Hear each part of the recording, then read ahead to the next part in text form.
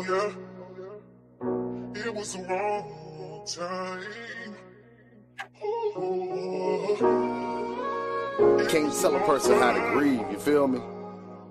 They ain't on your time, they on God's time. Can't judge a person's growth or their development. They ain't on your time, they on God's time. Can't tell a person when they gonna come up out of something or when it's gonna get better.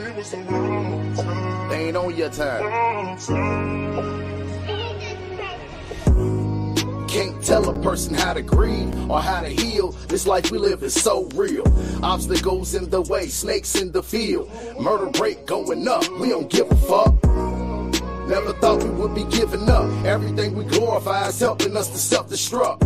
A life ain't shit, they'll take it, cuz ain't no respect if you don't kill or got your paper up. Welcome to the West End where loyalty is missing. You get snaked by your best friend. Set his people up and got him touched over jealousy. All we ever wanted was peace and it'll never be. Long time running these streets fucking off elegies. Penitentiary numbers stamped on us, homies vamped on us. The police saw me slipping, put the clamps on them. Set me down for a sec, I was a whole mess.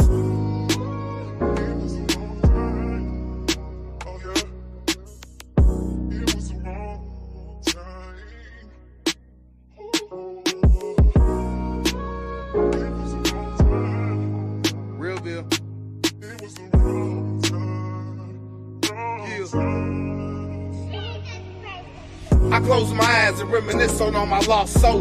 Life is low, die you cross over. I spark Doja, trying to keep my spirits up. Fuck a shot, pour me a cup, fill me up. Shit is hectic, can't do nothing but respect it. Life's a never-ending thought, so you can't forget it. The journey brings growth, so you can't regret it. But we've all wasted time and just can't accept it. My 30s flew by, experienced different lows but no new highs. Just getting dust, splitting blunts, getting drunk, and hitting the old girl up, cause I'm finna fuck. I'm kinda giving up, but that's some selfish shit.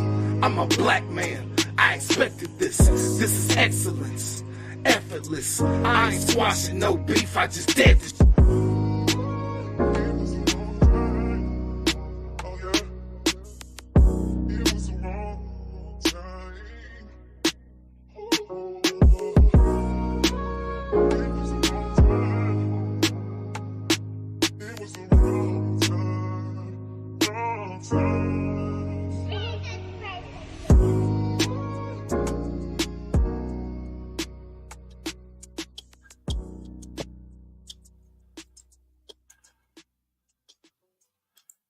Yes, sir. Yes, sir. Y'all know what the fuck time it is. Get your ass up. Good morning. You know what I'm saying? Everybody make sure they have a good, productive day today. Get the fuck up. Share this motherfucker. Share it again and share it again. You know what I'm saying? Just make sure you do that. Because. And make sure y'all tell me good morning. Good morning, motherfuckers. Let's get into it. Let's start y'all off with a little something like this. Let's go.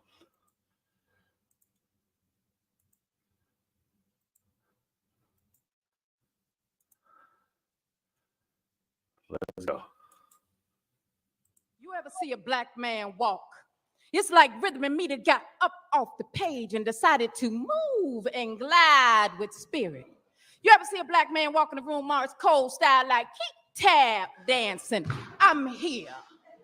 In those steps and messages, and you have to listen carefully. They trying to kill me. Stop searching, frisk me. There are prayers in a black man's walk.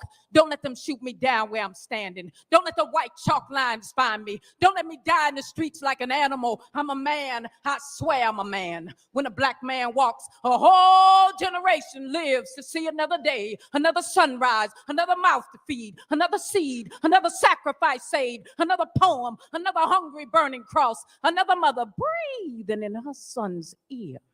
Move easy. Move quiet. Keep your head down, boy. It don't matter if you're 16 or 60. When a black man walks, he is always hunted. He is always animal. He is always standing out like a living corpse. He smells like a KKK appetizer. Nuggets of his own flesh dipped in his own blood. Ooh-wee! when a black man walks, he often finds white women walking closely behind him. But you can't blame a white sister for liking the way a black man walks. She understands some things and is cool with the fact that her babies will have nappy hair, even though she will not know how to comb it. When a black man walks, wait for it. Listen to the orchestra playing beneath his feet. Pay attention to the vibrations when he walks in a room. See how many faces change to fear in the presence of a black man. See how many women hold their purse so tightly their fingers grow numb. See how many men hide their eyes wishing the darkness would go away. Maybe choke itself to death. That ugly 2/3 human being, that next to nothing black dot, that useless prison black spot. When a black man walks, every day he is like Jesus, paranoid of crucifixion. Every day he is like Trayvon, knowing that his hoodie had nothing to do with his last breath. If only bullets could kill racism, poverty, and the traumas of slavery. You pay attention when a black man walks. You listen when a black man walks. His feet have a mind of their own, a compass, a homing device. 400 years of directions. Find your way home safely. Don't let Jim Crow steal your soul. Don't let gentrification lose your memory. Don't let police brutality castrate you. Do what your mama said do. Run, run, run when their teeth are already covered in blood. Do what your mama said do. Run, run, run when a black man walks. He ain't got time to walk. Death is always like, black men are the easiest to find. They are the strongest but the most fragile. They are the calm and the storm. They die like they expect to. When a black man walks, think of it as a masterpiece, a beautiful song that you may only hear once. Cherish it. You may never hear it again.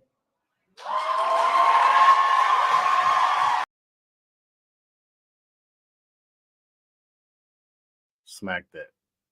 That was Neil Israel. I pronounce it Neil, but I think it's Neil Israel. And it's called When a Black Man Walks. I like that. So I felt like I wanted to share that today. And it directly kind of correlates with what I'm going to be talking about. Yeah. So let's talk about it. You hear me? Lay low, major. Let's talk about it. I'm going to share something with y'all. Check this out.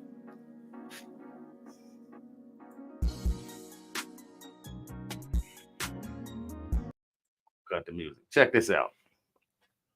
This is just something, a little something for you.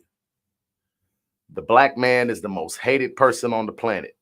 Hated in the home, hated at work, hated by his sister, sometimes even hated by his mate, the system, not to mention all the other nationalities, across the globe.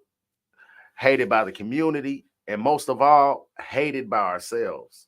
With all the people that hate us, we are our biggest haters. The black man hates on the black man and hates the black man so much that it kind of makes us forget that we are the most hated thing on the planet. The most hated human on the planet is the black man. You know what I'm saying? I'm going to keep going. Then we're going to talk about it. We have to humanize the black man. Never let them see you sweat. For the guys that have strong males around and strong families, they were never taught how to process their feelings. Not to mention having the opportunity to even express feelings. The root of the black man in America's problem is not knowing their self-worth. We don't understand the importance of our existence. You know what I'm saying? Mainly, we are here to reproduce, grow, and evolve our offspring. That means being a protector, a provider, and also an inspiration, an example to the seeds that we help create. So, you know what I'm saying? That's one of our main things is to, being an inspiration and an example to the seeds that we help create. We have to humanize the black man. We are not monsters. We're misled. The segregation of the father and son does subtle damage that creates big holes in the evolution of the young black male. The idea is to be raised by both parents so you can get a full spectrum of nourishment and growth. We need to focus on producing more law-abiding working citizens, preaching independence and accountability. We got to stop living through our kids and help our kids learn how to live. You know what I'm saying? We have to humanize the black man. We are not monsters. We're misled. You know what I'm saying? And that's how I'm going to start it off. Because the biggest thing I feel like that has been done, and that was by Big Cuz. That was something that I put together, you know what I'm saying? Claps and all that shit. But yeah, And the whole point of it is really, it's just like,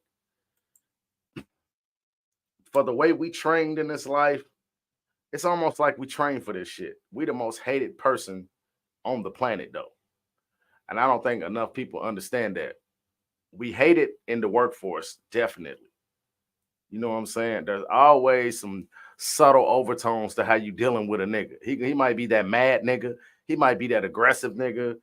You know what I'm saying? It's just that, but he's definitely hated. You know what I'm saying? Now, I ain't saying that everybody hates us, but on a broad scale. All nationalities definitely don't fuck with us. You know what I'm saying? They get on our motherfucking top. You know what I'm saying? Whether it's the Mexican, the Israeli, the Jew, the white guy, they all secretly, if not openly, hate black men. You know what I'm saying? Then you get to our communities.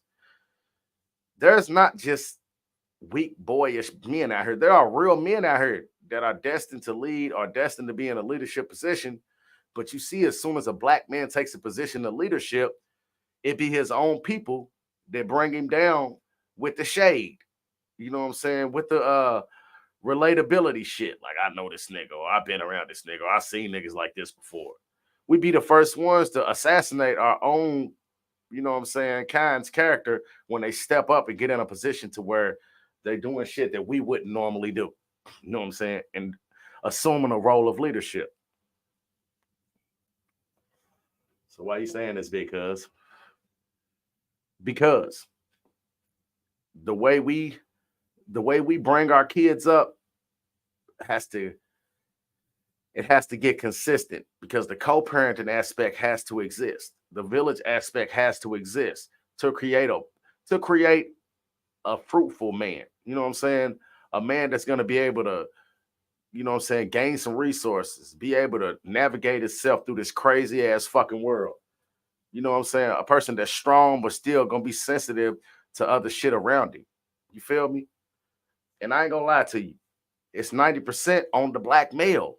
We have to stop trying to be relatable to these young niggas and start being you have to be the bad guy sometimes. You have to be the, oh, here this nigga go, always giving a sermon, always trying to tell me something right. Y'all know as niggas, we hate to hear somebody telling us something right, especially when we out here doing everything fucking wrong. You know what I'm saying? We hate that shit. Don't nobody want no motherfucker to keep telling them that they doing wrong. You know what I'm saying? For real. Don't nobody want to hear you like when a person comes vent to you fucking shit and that's something they done did, they don't want you to really tell them the real. They want you to kind of lie to them. You know what I'm saying? So we have to be teaching that accountability as a man. So you have to be setting an example. You have to be an inspiration. That don't mean your kids got to grow up wanting to be what you are, but they got to be wanting to be something like you in character, especially the males. They don't have no examples out here that they can reach out and touch.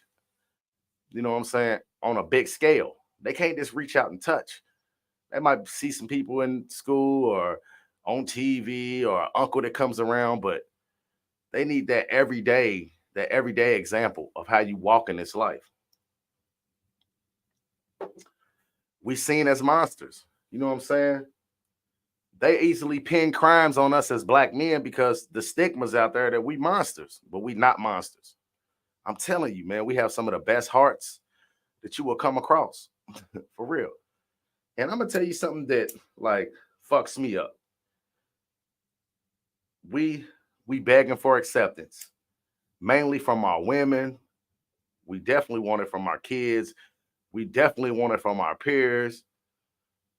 And it's just, I don't know, man. It's something getting put up in the crosswire with that, in the crosshairs, in like in our community. You feel me? And mainly it's because we all broke. Now think of us all having money and us all having the same. So envy never enters the picture. Being jealous don't envy the picture. Now seeing something and like, ah, man, I want to kind of be like that, or I want to do something like that. That's normal. But just imagine a world with none of that in play. We all living good and we all doing decent. We're gonna see the next brother uplift his ass. But sometimes people going through so much bullshit and shit ain't worked out for them, man. You see another brother going crazy, a nigga gonna be like, man, fuck that nigga. You know what I'm saying? Mainly because of envy, disappointment in themselves. You know what I'm saying? You gotta understand, man. I was brought up in a generation where if you had strong men around you or strong women, you was taught not to show your emotion as a man or a boy. You know what I'm saying? You were supposed to act like you've been there before. And you definitely didn't have the opportunity to show no emotion. Because shut your ass up. Don't nobody want to hear that shit. Stop crying like a little girl. So what you do is when you're doing that, you develop young men that turn into older men that always walk with that shell. They don't want to quite let you in because for several reasons. They feel like you might use that against them later. You might use it against them instantly. Ah, soft ass, weak ass nigga. They don't really want you to get to know them all the way thick and thin and through everything because don't want to really expose their flaws for fear of that might get used. You know what I'm saying? We not real complex people as men. And the shit we really rely on, which is our defensive mechanisms, they simple. You know what I'm saying? Our wants and needs are simple. But we ain't talking about that right now. We talking about how we got to pick up the ball and start letting some of these young cats know that your importance in this world is probably more monumental than anything you could ever fathom in life. Your purpose. You know what I'm saying? What you put here for. You're here to provide, protect, help nourish a child, and help bring a child up. Especially the young black males, man. We need to have it where our young men ain't walking with their head down, ain't stuck in their emotions all day. And the reason why they stuck in their emotions all day is because they never found a great outlet to do that. You know what I'm saying? They never found a way that they could release it. You know what I'm saying? And that's why, like, as the black man, you got a lot of stuff on your plate. You got to be able to put your shit to the side and listen. You know what I'm saying? First of all, just listen. Just listen. I find myself having to do it all the time because I got a 6-year-old and he just be talking and talking. And sometimes he be talking and I be tired, fed up. I have to get out of my feelings and be like, hold up, this is his world. I done got him caught up in my world. You know what I'm saying? He caught up like this nigga pay bills or something. Now he don't pay bills. He just living life, going to school and being excited about shit he's hearing about and excited that he's learning. There's plenty of times I'm like, boy, hush. Don't nobody want to keep hearing that all day. But at the end of the day, I have to catch myself and be like, man, he's excited because he's learning. How can you get mad at that? You feel me? And that's another thing. We gotta stop. We gotta stop living our life through our kids and teaching them how to live life. And that means you ain't gonna be no little punk and all that. You know what I'm saying? You ain't gonna be this, you ain't gonna be that, you gonna be this. And no, put the foundation in them, put the morals in them, give them something to stand on. And then you have to trust in the process. Because we came up in a different era than them, we're caught up more than them. You definitely have to educate and put them on game. You know what I'm saying? You have to let them know that, yo, this is, you know what I'm saying, what it is. Real talk. You have to definitely put them on game. So I'm not saying that. But there has to be a medium with it. You have to be able to distinguish between giving the message, giving the game, and being overbearing, an overbearing parent. Like, like some of the kids that play sports, you know what I'm saying? They go through that with their parents. Where they're trying to live their life through the sports. Or some of the parents that do, like music. Like say you're doing music and you're pushing your kid, but pushing them sometimes can be too much. And we have to raise the expectations on these young black males. We so smart. You have to raise the expectation and expect greater out of them. Like, fuck saying you're gonna be the nigga to graduate from high school and in college. Like, start telling them you're gonna be the first millionaire in my fucking family or something, man. That positive reinforcement about some shit. You know what I'm saying? There's things we can do that starts in the home where we can really grow our kids and evolve them the way they're supposed to be evolving. You know what I'm saying? And our development was slow if you really think about it. Spurs is gonna be slow. They're not gonna know everything. You know what I'm saying? Like I'm gonna tell you something that I hate to hear a lot of times from parents, and I'll be saying that shit, and it was always said to me. We say, you know better. You know what I'm saying? A lot of times that applies. Motherfuckers do be knowing better. But a lot of times they don't. You know what I'm saying? And that kind of detours you from the teaching. Sometimes you're gonna sound like a broken record. Kids have attention spans that big, you know what I'm saying? And it's in one ear and out the other. So that reinforcement gonna have to get in there. You know what I'm saying? You're gonna have to put that in there and make sure that they understand. You know what I'm saying? Not know better, but you understand better than that. You know what I'm saying? Motherfucker, hear you say some shit 1,000 times. Don't touch that stove. Don't touch that stove. Don't touch that stove. Don't touch that motherfucking stove. It's hot. Until they touch it and burn the shit out themselves, or damn near burn the goddamn fingerprints off their finger, they're not gonna get it. You know what I'm saying? Some people have to. We have that stubborn mind sometimes as people where we all do this. We all have to see sometimes for ourselves. Real talk, big cuz, man. I know it sounds like I'm giving a lecture, but I'm not. I just see the need for us to bring importance back to the roles that we see out here. And the first thing I'm gonna harp on is the black man. You know what I'm saying? Whose goal is to be a good son, a good friend, a good cousin, a good father, and just a generally good person.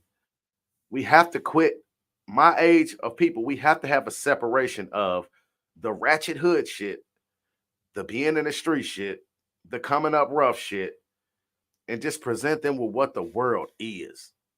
You don't have to be this. You don't have to be that. It's okay to be a good kid. It's okay to not get in trouble. It's okay to not have bodies. It's okay to not smoke weed. It's okay if you don't want to hang around in a club when you get 18 and be around niggas all day, just standing around drinking. It's okay. You could be the biggest fucking nerd you want to be. You can get on a motherfucking space shuttle and live half your motherfucking life, half your year on a space shuttle, and come back home and see us. You can live out on one of them motherfucking sea crab. I mean, one of them Boston crab, whatever the motherfuckers are, them king crab boats where they catching king crabs for 6 months and then they home for 6 months. You could be whatever the fuck you want to be, and nobody out here can stop you what you want to do if you just put your mind to it. You know what I'm saying? We have to humanize the black man. We not monsters. You know what I'm saying? We not monsters. We're not monsters. Motherfucker ain't gonna kill you. Motherfucker ain't gonna rape you. Now, there's everybody. We got everybody from every demographic. There's people that'll kill your motherfucking ass. Real talk. But on the daily and on the norm, you see a black man out here striving and trying to work every day and fucking with his kids, and he got a good heart. He gonna have flaws, but that don't mean he's a monster. You know what I'm saying? We have to normalize and humanize the fact. We have to normalize the fact that the black man is human. He's not a sound. He's not a whooping board for you to beat on. You know what I'm saying? He has breaking points. He has limits. I want the black man to know this because you don't have to walk around acting like you flawless out here. You not, my nigga. You got shortcomings. You got mistakes that you make. It ain't nothing wrong with it, man. As long as you getting back up, and it might take you 3 times of doing the same thing, and you feel like you're going insane because what's the definition of insanity? Doing the same thing, expecting different results. But what they don't tell you is banging your head up against the wall, no matter how many times it takes, it's gonna learn you. You gonna stop. If you one of them niggas that like to fuck your body up and scratch and cut on yourself, bang your head on a brick wall a couple times. Unless you falling in love with passing out and having dents taken out your head, I bet you stop that shit. You know what I'm saying? That's a lesson learned in everything we do. Real talk. Big cuz. The nigga that used to sleep on air mattresses with your mammy, nigga. I thought I wasn't gonna say that, didn't y'all? But like I said, good morning, and another good morning. I hope y'all have a great day.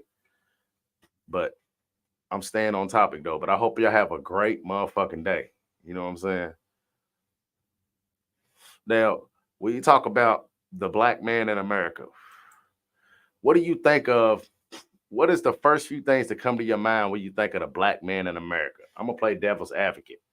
This is what we hear from comedians, what we see in the movies, what we hear from most women out in the streets.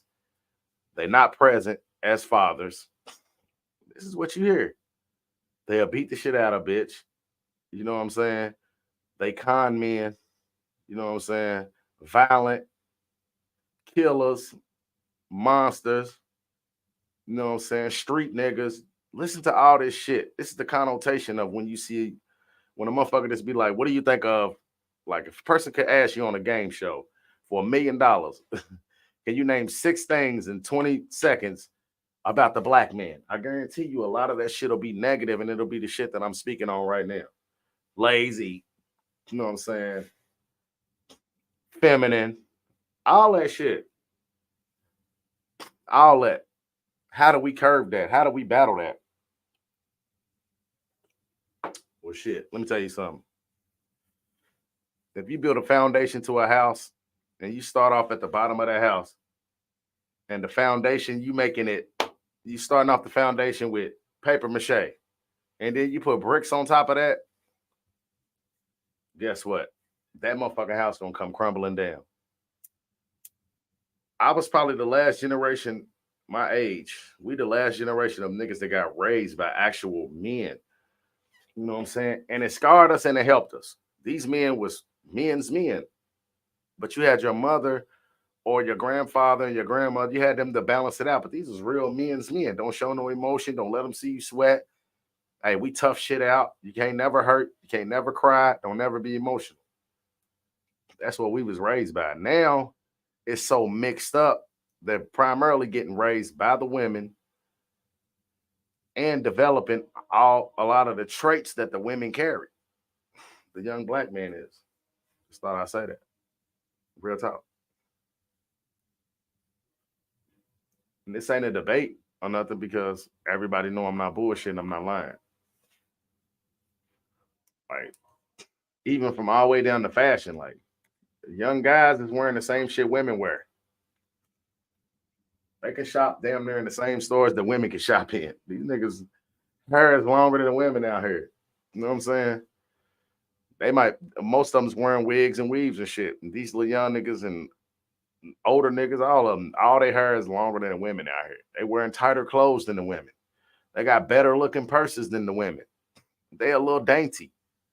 I know I ain't lying. These niggas a little dainty. That's why y'all able to sit back and say all these niggas is gay and say they on a DL, because when people don't even really be knowing the truth. But when they look at them niggas and be like, even men, we look at them niggas be like, yeah, I kind of believe it. I can see it. You know what I'm saying? Because look how dainty and feminine these guys are nowadays. You know what I'm saying? Nah, real talk.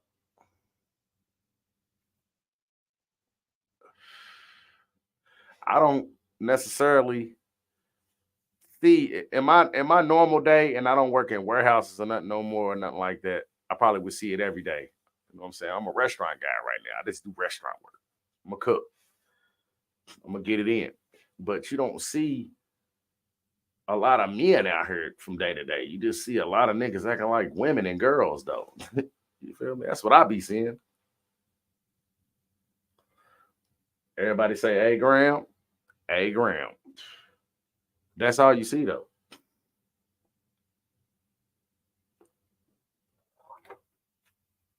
And I'm just pointing it out.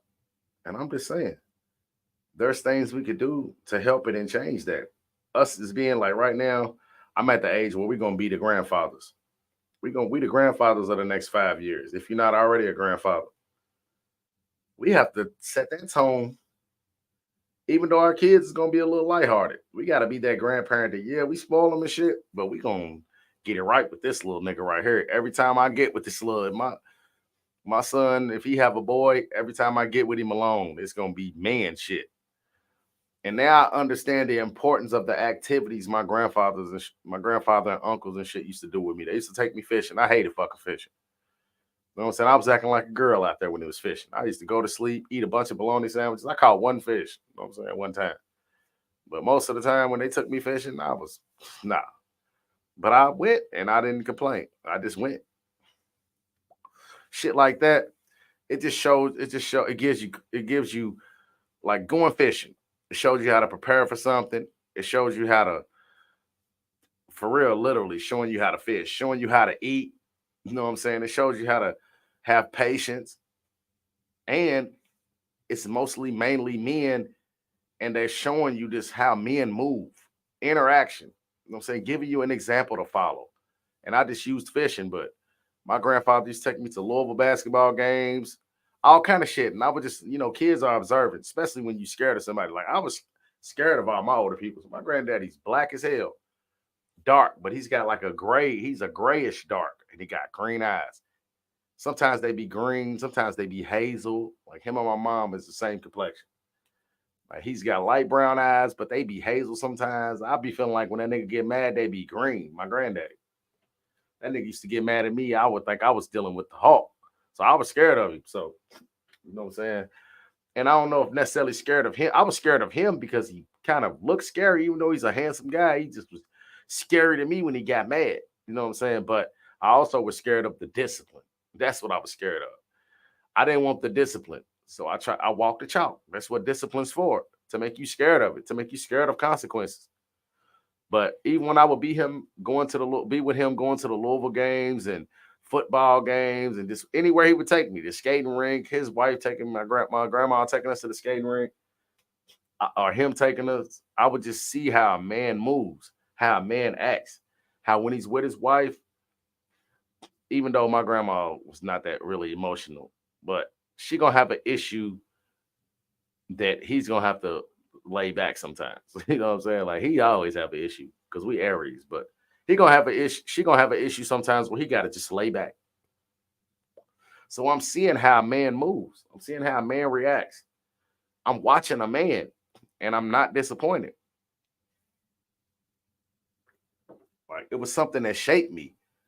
Not only that, even going to church. I'm not a big church guy. I'm not a big religion guy. I just believe in the creator. But going to church, that structure of knowing that we had to go, there was people don't understand. Our churches was the last village. The projects is gone. Everybody don't live around each other no more. The churches was our last village. You know what I'm saying? That's where Miss Johnson could get on your ass. You know what I'm saying? Mr. Such and Such could get on your ass. Hold up. You in Sunday school, the lady down there, Miss whoever or Mr. whoever is getting on your ass. The village. It's not intact no more. Why? How could you expect to have a village when every time one of the village members corrects somebody in the village, you kill his motherfucking ass or act like you want to kill him? You hear me?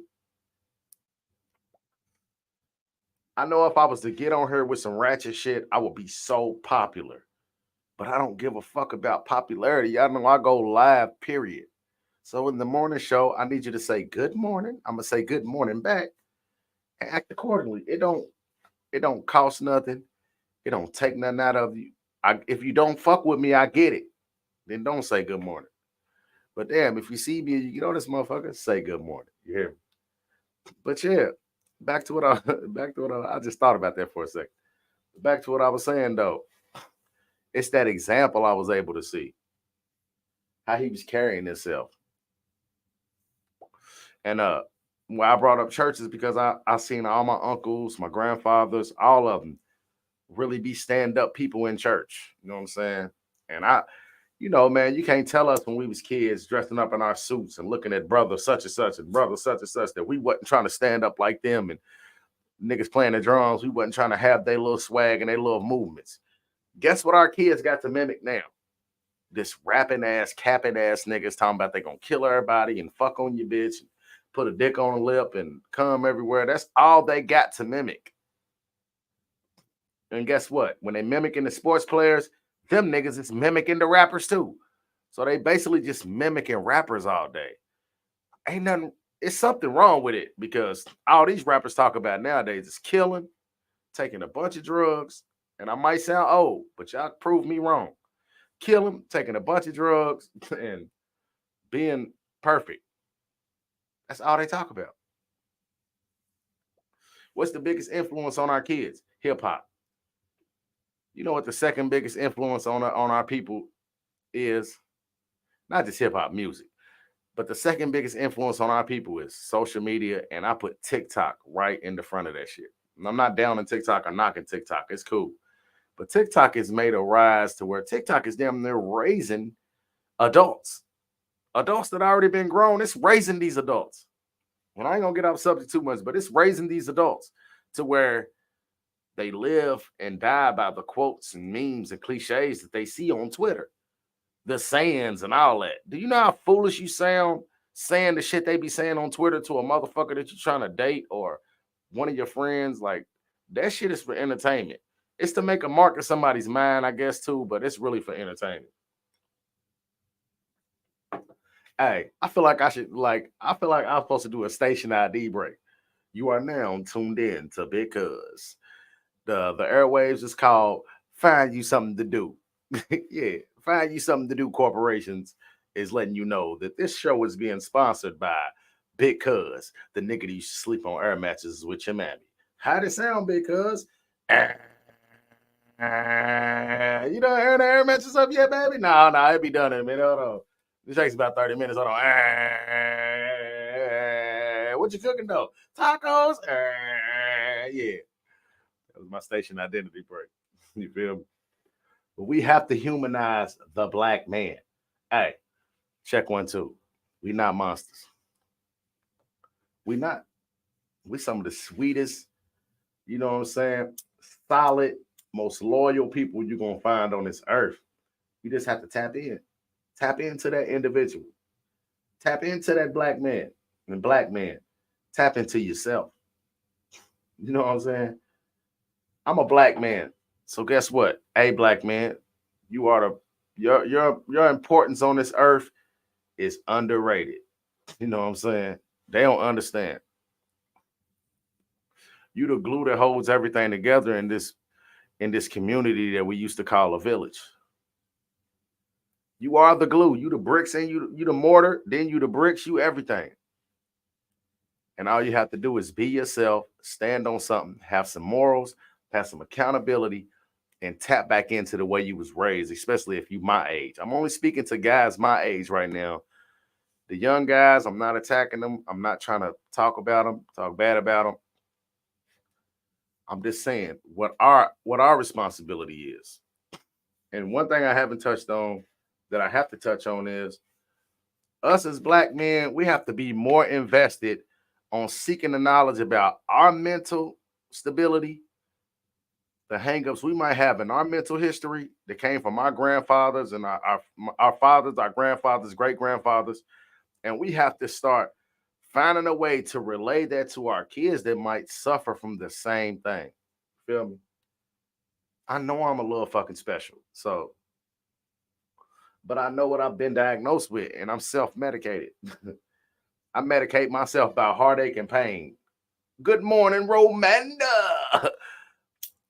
You know what I'm saying? I self medicate myself, but I'm motivated by stress and pain and bumping my head and knowing better. You know what I'm saying? And doing better. I'm old enough to say in a lot of instances I know better. But this is why I hate that statement and why I said it earlier. What if I'm a nigga that never been on the internet, that never fuck with a phone? I'm a grown ass man today. And I ask somebody, hey man, show me how to fuck with this phone. And I start doing shit that they wouldn't normally do. You can't tell me, hey, you know better. I don't know better. Think about that when it's a child, when it's that young black boy. And he's been hanging around his sisters since he was 3 and he's 5 now. And he let them little hookers, I ain't gonna say it like that. He let them little queens put some girl shoes on him, or, you know what I'm saying? Put lipstick on him. You tell him. You learning and you tell him, like, no, bro, we don't do that. Men don't do that. You don't see your daddy coming home with lipstick. You don't see me at work with lipstick on. You have to let them know, man. Be accountable. Never be scared to have that conversation. And I'm not getting on here bashing the LGBTQ or nothing, but God only made 2 races. God only made 2 genders. You know what I'm saying? I'm not gonna get super into that again. But like I said, if I said I feel like I was born blind in one eye, I should identify as a blind man. Fuck one eye. I should identify as a blind man, and I gouge out both my eyes trying to be blind. Y'all gonna think I'm crazy. So just take that and apply that message. God only made two genders. He only made two. He didn't make half. He didn't make it to where you could get 5 years old and be like, what is this? A dick? I don't want this dick. And just knock it off your body. That ain't how we get down. You know what I'm saying? That ain't what God presented. And we can't, like I said, told y'all yesterday, you basically saying that your creator fucked up on you. But we all know that he can count every hair on your head. He know what you're going to do before you do it.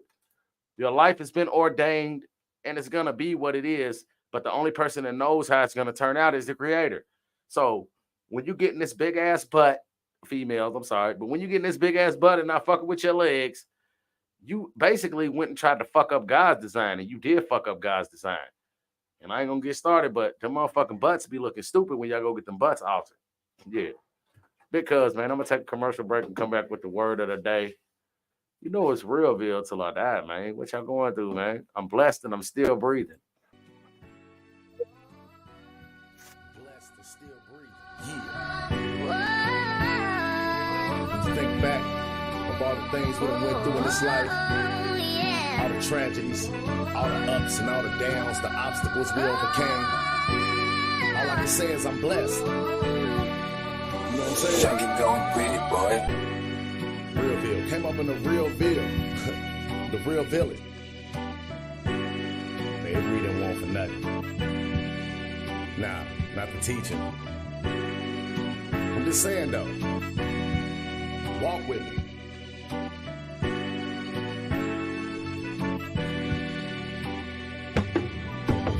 They say pressure bust pipes. Yeah. The glass is half full if you never been loved right. Okay. My destiny is rise and shine like floodlights. Yeah. Create a better way for me and my bloodline. This for Lil Gene. Okay. Life on the line. Working my grind for a little cream. It's like a movie prime time. Living out the scenes. I stay cautious. Shit ain't never what it seems. Friend turn into your foe. Doing strange things. Life makes the heart hard. Give a lot of scars. Sick of being sick and tired. Staying on guard. But I'm blessed and still breathing. Trying to stay strong cause my neighborhood's grieving. Surviving through killer season. Senseless murders got the babies out here bleeding. That's right. I'm a father that ain't leaving. I'm blessed and still breathing. Yeah. Blessed and still breathing. Surviving through killer season. Blessed and still breathing. I'm blessed and still breathing. Coming out the trenches, couldn't see it. Begging for my soul to be saved, cause I need it. Past times getting caught up the deepest. Me against the world, let me know I wouldn't be shit. Opportunity to win, I'ma seize it. And though my soul's bleeding, I'm blessed and still breathing. Surviving through killer season. Blessed and still breathing, I'm blessed and still breathing. Coming out the trenches, couldn't see it. Begging for my soul to be saved, cause I need it. Past times getting caught up the deepest. Me against the world, let me know I wouldn't be shit. Opportunity to win, I'ma seize it. And though my soul's bleeding, I'm blessed and still breathing.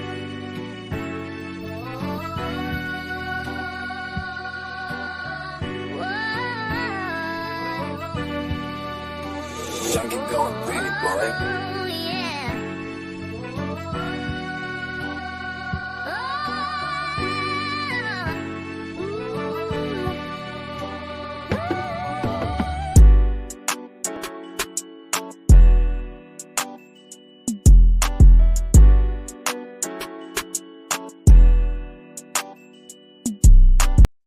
I love it when a good commercial comes together, though. A good commercial.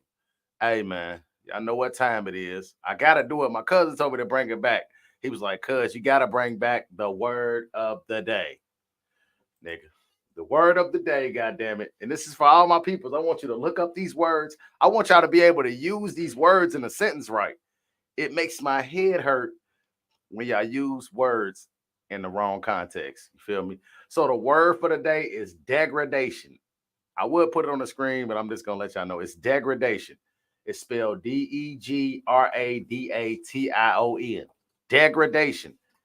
And I'm going to give you the definition. It's the condition or process of degrading or being degraded. How that applies to what I'm saying is us as black men we take part in degradation of another black man every fucking day, no matter what it is on social media, a nigga we know in the hood. We just never have nothing positive to say about a black man. You feel me? All right, so for all the people that tuned in late, I want y'all to know I'm gonna say this one more time. This is from Big Cuz himself. Just tell me what you think. The black man is the most hated person on the planet. Hated in the home, hated at work, hated by a sister, hated by a spouse sometimes, hated by the system, not to mention all the other nationalities on the planet. Hated by the community, but most of all, hated by ourselves. You know what I'm saying? We do the most hating on ourselves. We have to humanize the black man. You know what I'm saying? Never let them see you sweat. For the guys that had strong males around and strong females, they were never taught how to process their feelings. Not to mention even have an opportunity to express feelings. And that came from the shut up punk, stop crying, nigga. What you acting like a little sissy, nigga? That really conditions kids as they come up. You feel me? You dealing with a fragile person, but not only fragile when you get deep inside of them. Our shells be hard as fuck. I want you to understand that. All right.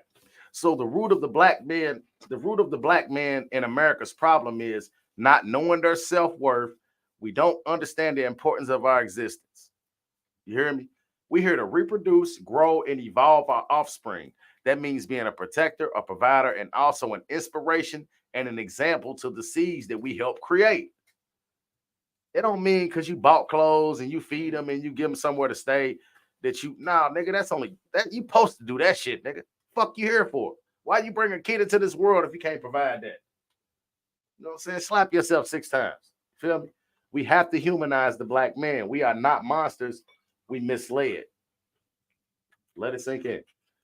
The separation of father and son does subtle damage, then creates big holes in the evolution of the young black male. The idea is to be raised by both parents so you can get a full spectrum of nourishment and growth. We need to focus on producing more law-abiding, working citizens, preaching independence and accountability. We got to stop living through our kids and teach our kids how to live. You know what I'm saying? Help our kids learn how to live. You feel me? That's what we got to do. That's our main goal and objective in this world as a man. You bringing up young boys, teach them how to maneuver through this shit. We have to humanize the black man. We are not monsters. We misled. You feel me? So look, I'm gonna bring it to y'all like this. What good is a flower if you don't give it sunlight, water, and interaction? Love and discipline. And that's just meaning constant behavior. Consistent behavior. You know what I'm saying?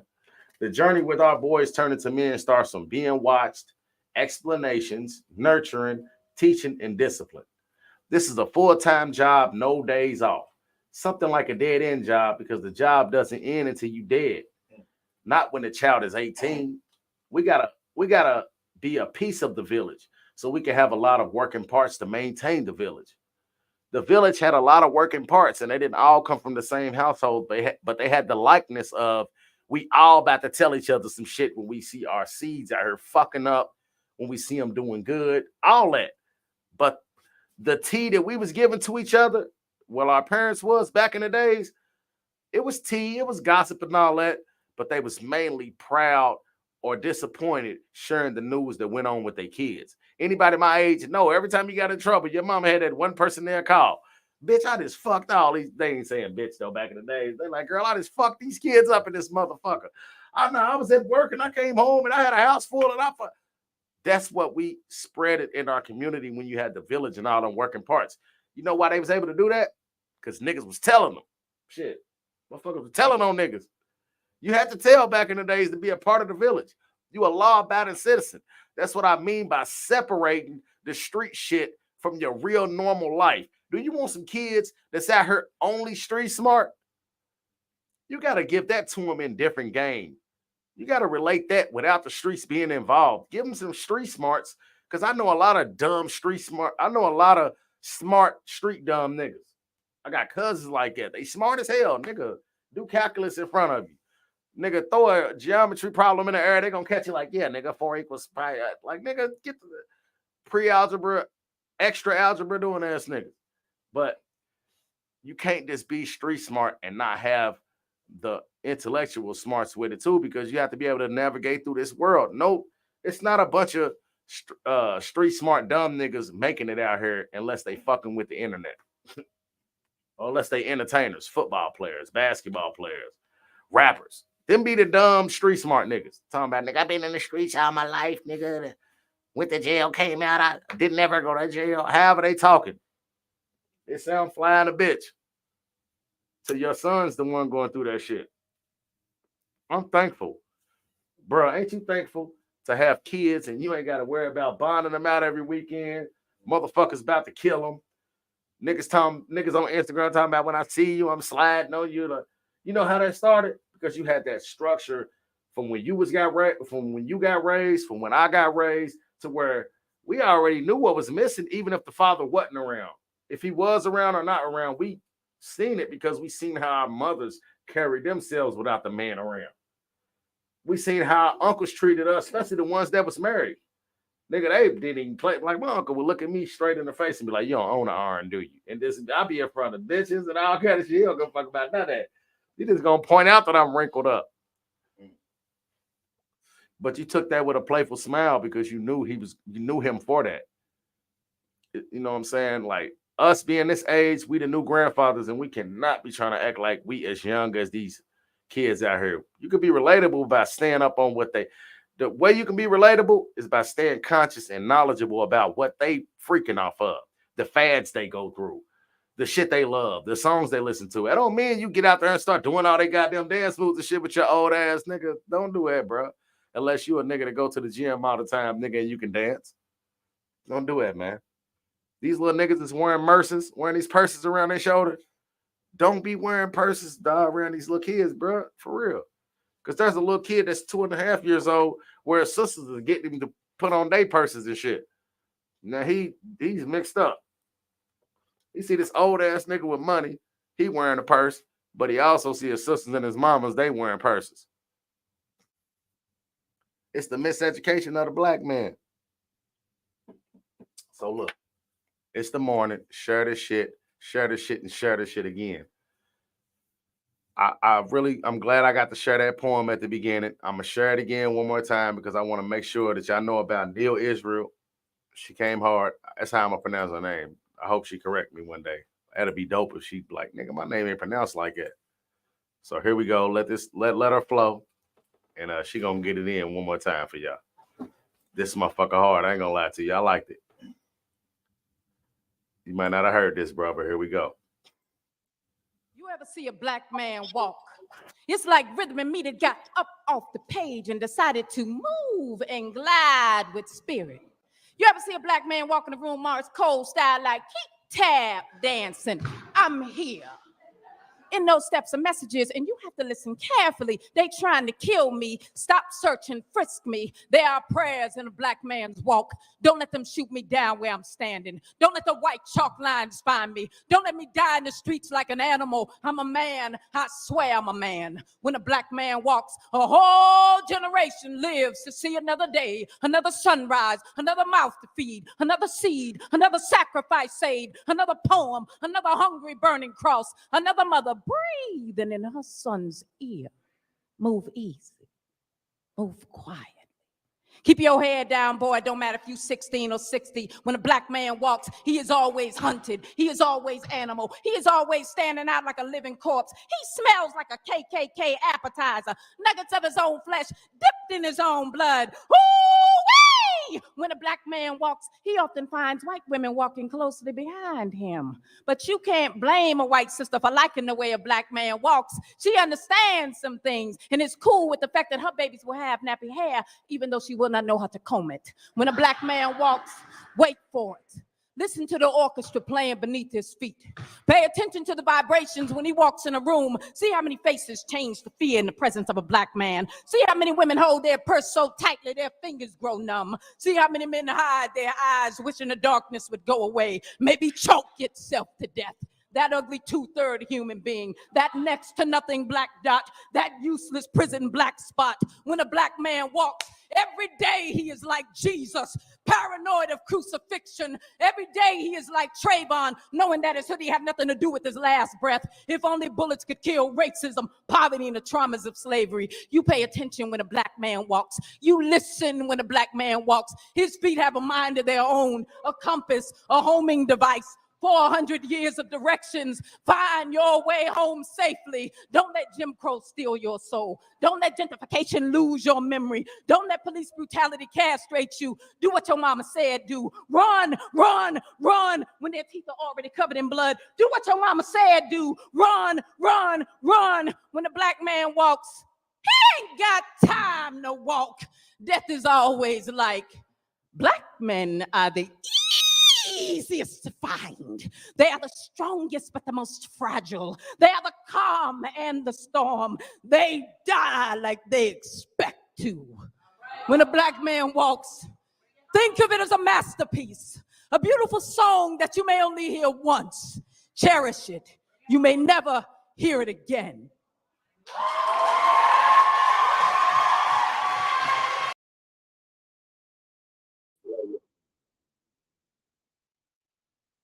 On that note, here's what they think about you. You know what I'm saying? That's from a black woman, and she's telling you what she see.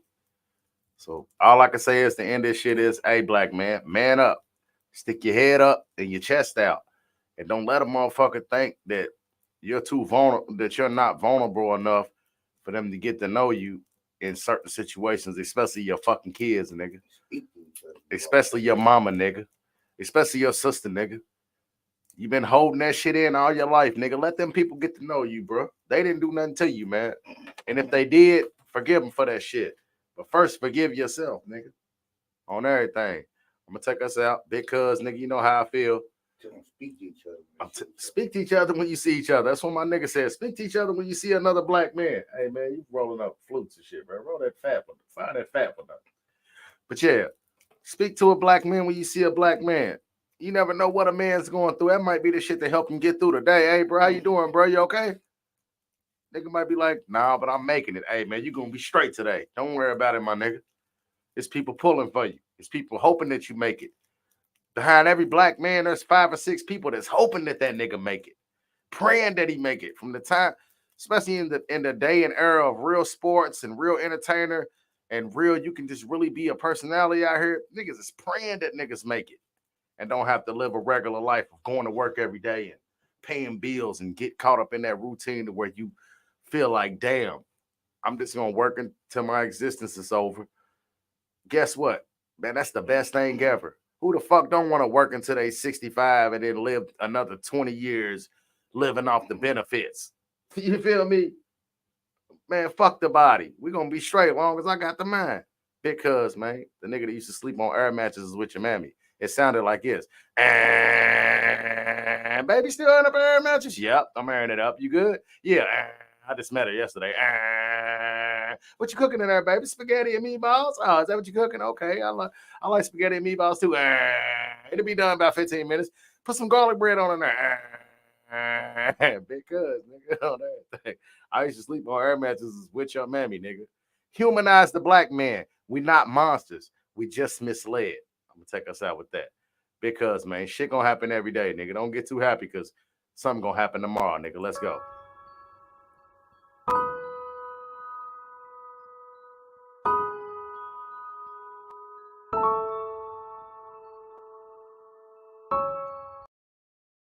I was about to end. My fault, cuz I was about to end.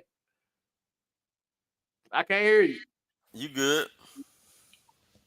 I was about to end, cuz my bad. Hold on. You want to expand on what I've been saying? Nah, you good, bro. I just jumped in. I ain't know, you know what I'm saying? I just dropped my son off at the bus, man. So you don't got nothing to say about what I've been saying this whole time. Man, I just caught what right before you put the poem on, broski. You want me running through you again? We're real quick. Yeah, what you got going on?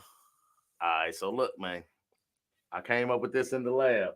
Here we go. I'm gonna say it one more time because I don't mind saying it. You feel me?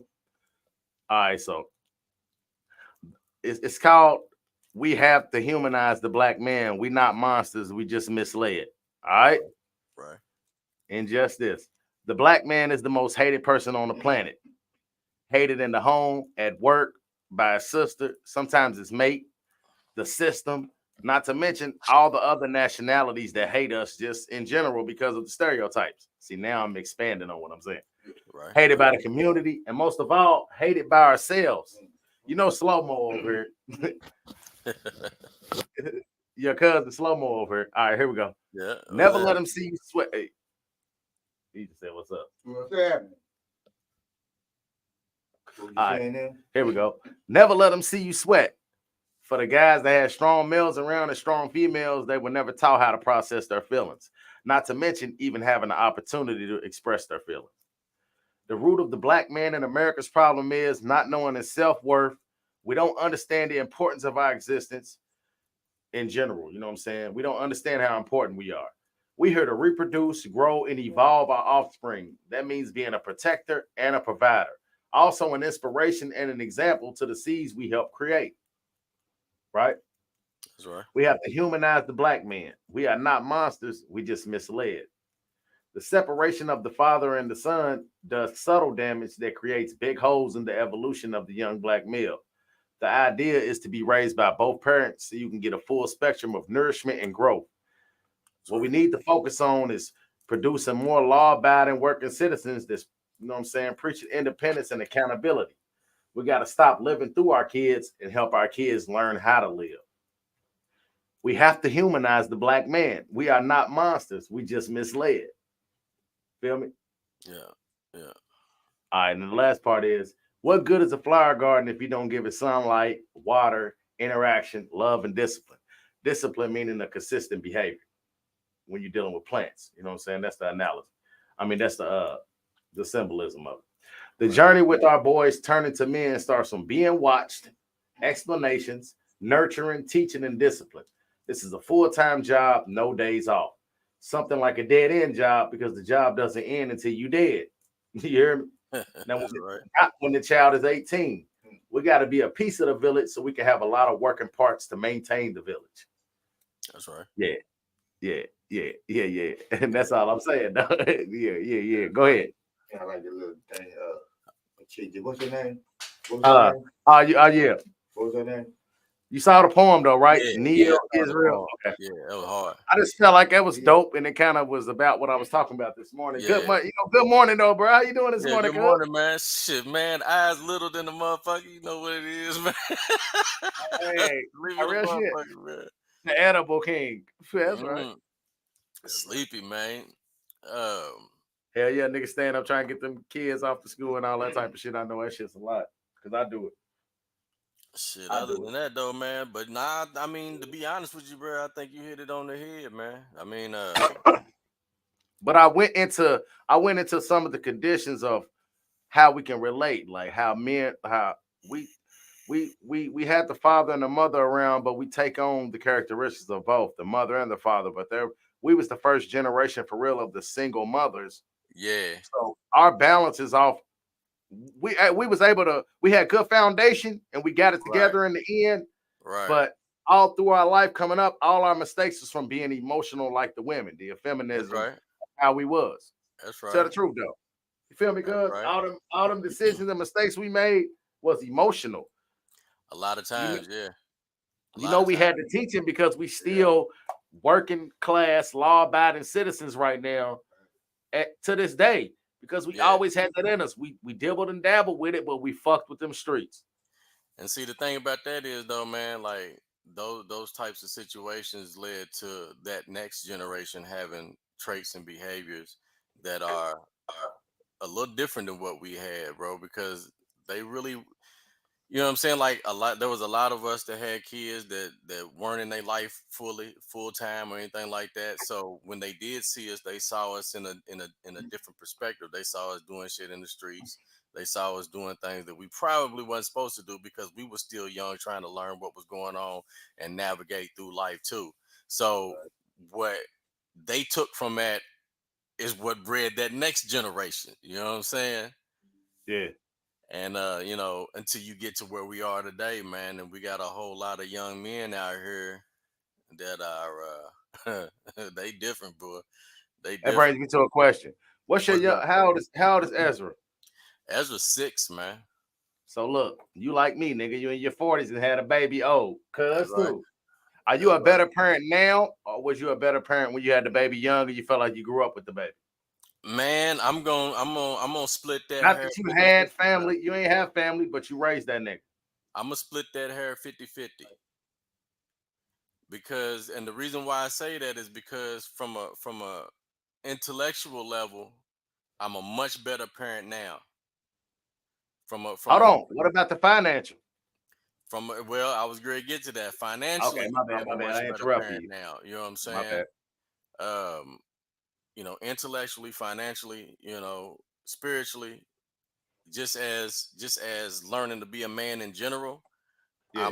I'm a much better male role model Oh to shit. my kids now You hear than me? I was when I was in my early 20s. Not real talk. You know what I'm saying? Because I was still learning. You know what I'm saying? What's- Because I mean, a lot of us learned a little late because a lot of us didn't have no fathers. You feel me? But look, bro, you can't say a lot of us. Nigga, you been grown since we was 14, nigga. You was telling us that you had to live there though. But you know what though? Even though that might be true, I was still moving within my emotions though, bro. Yeah, facts. You know what I'm saying? Like I said that line out of emotion, my nigga. You feel me? Like I said that out of the Yeah, out of because we was emotion, pissing bruh. you off. Yeah. Yeah, you know what I'm saying? That was out of emotion, my nigga. So it hit different. Like my man, Yeah. on the We internet living with you and said, shit. You're like, damn, nigga, I gotta live here. yeah, But you know? you don't understand how grown that was in a way of thinking, though. It's Yeah, because accountability was put in your head, and you knew what the consequences would be. Like, nigga, y'all gonna get put out, but I'm gonna fuck around and get put out with y'all. yeah. We all gonna be running around out this motherfucker. We all live here, nigga, but we all not about to be living here. So yeah, man. Like it's definitely different. You know what I'm saying? Like when I make decisions now versus then, the decisions I make from a logical perspective. You know what I'm saying? From a calm, logical perspective. It's not out of what's the word I'm looking for? I don't want to say out of Emotion. yeah, out of emotion.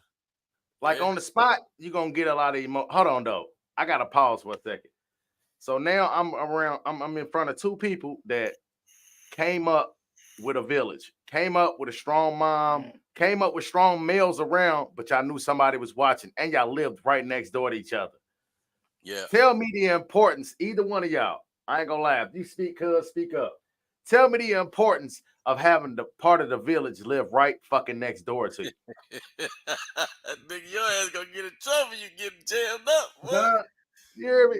It's coming, Ain't, bro. ain't nothing that your mama ain't gonna know. That's right. That's right. Again, like you said earlier, they would communicate. If she seen you doing, if she seen some of him doing something, she gonna go tell his mama. His mama's gonna do, hey, ooh. Yeah.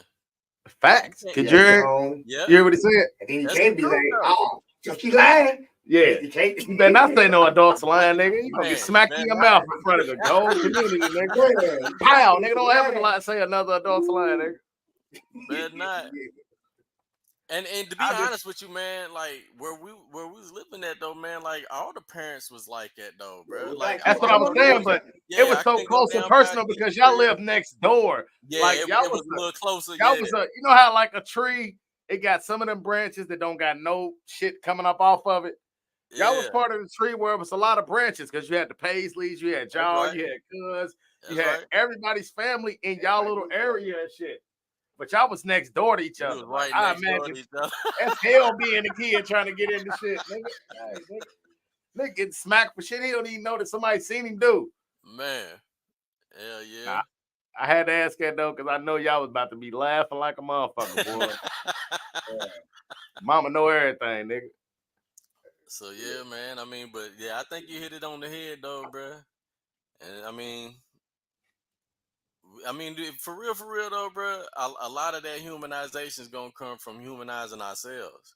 That's what I'm saying. We are our biggest enemy, and I'm talking about us as a people, but us as a black man, like Morris said. Start speaking to black men when you see him as a black man. How you doing, bro? You all right? Yeah, that's what I was saying that one day, man. You ain't gotta have no conversation with a motherfucker to be like, "What's up, man?" You know what I'm saying? What's happening? Nisha always tells me that shit. Nisha always says, like, us in Louisville, we don't speak to each other enough, period, though. Like, Acknowledge we each just other, man. say we don't like each other. I mean, for real though, bro. The first step to humanizing ourselves, bro, is to acknowledge ourselves, my nigga. Like to Nah, real acknowledge shit. another man walking To down the know that street. man's just as valuable to his family that you are to yours. Yeah, you know what I'm saying? To acknowledge another man, another black man a man that look like you, bro. That's acknowledging yourself. Yeah, real talk. It's You know that what saying I'm that, saying? man, like we do all this king and queen talk, but if you really look at a nigga like he's the king of his castle, like you are of yours, it'll be a different understanding when you see a black man 8 o'clock in the morning, nigga. He looking like you, how you moving around. You like, damn, hey, bro, what's up, man? What's on your mind? That can happen in a passive conversation. What's on your mind, man? You all right? Nah, man, I'm Yeah. fucked up, but I'm gonna make it. Yeah, you gonna make it, my nigga, on everything. Hey, I will say this though. I will say this part out loud though, bro. Like I don't knock these young niggas, bro, because at the end of the day, Hey, being a nation within a nation, we gotta have taught them. soldiers. Yeah, they soldiers, but we taught them so you can't knock them. Nah, yeah, you right. But unfortunately, you know what I'm saying. It comes at the to have these soldiers. It comes at the expense of their life, bro. And having crash tests, you gotta have suicide bombers sometimes. Yeah, sometimes, man. You know what I'm saying. You gotta have niggas to strike that fear to where you like, we don't know what they gonna fucking do.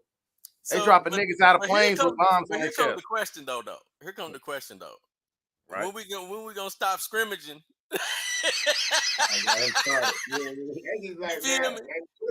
When is gonna stop scrimmaging though, and start playing the game for real though? That's the question. And make it relatable. Like everybody know, every nigga in school gets to look like a football player during tryouts and during conditioning and shit. Everybody get to look like a football player. Nigga taking pictures with all the motherfucking gear on and shit. But when they get to doing them drills where you making the team and they drop the ball and y'all both laying on your back, and whoever gets the ball got to be a basketball. You hear me? When they throw the ball up in the air and you catch it and run to any link of the chain, and they pick you up and throw you back on your motherfucking head, you start seeing who the crash test dummies are and who the soldiers are. Hey, boy, throw your back in your head. That's what made me quit football. Because guess who I ran in between? Only my niggas gonna feel this. Guess who I ran in between, the one in the 8th grade trying to play fucking football? Chad Marillion and Jordy Struck. Two hard hitting white boys, nigga. They picked my whole body up by the chest, nigga, and just slammed big little cuz. Man, I'm talking about, nigga, when I got up, I didn't know where I was at, nigga. I was like, I'm supposed to kill somebody out here. Ain't I? I was so hot with the equipment still on, nigga. We all went in the locker room, Morris. I'm telling you, I went to like six of the little conditionings, then the tryouts. I made it to like 2 tryouts, nigga, till they start putting balls in my hand. Pause, like the young niggas would say, pause. That's how the game. Till they started giving me the football, nigga, and they did that one drill, nigga, where they throw it up in the air, you just catch it and you just run for a link in the chain. Yeah. And it was Chad Marillion and Jordy Struck, bro. They almost killed me, bro.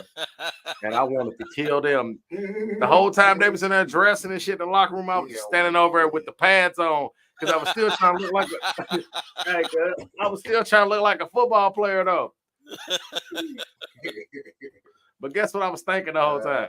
Shit. I need a knife or something to hit one of these niggas with. They already done damn near killed me. If I started fighting in this locker room with these pads on, somebody ready to get the beating on a little bit.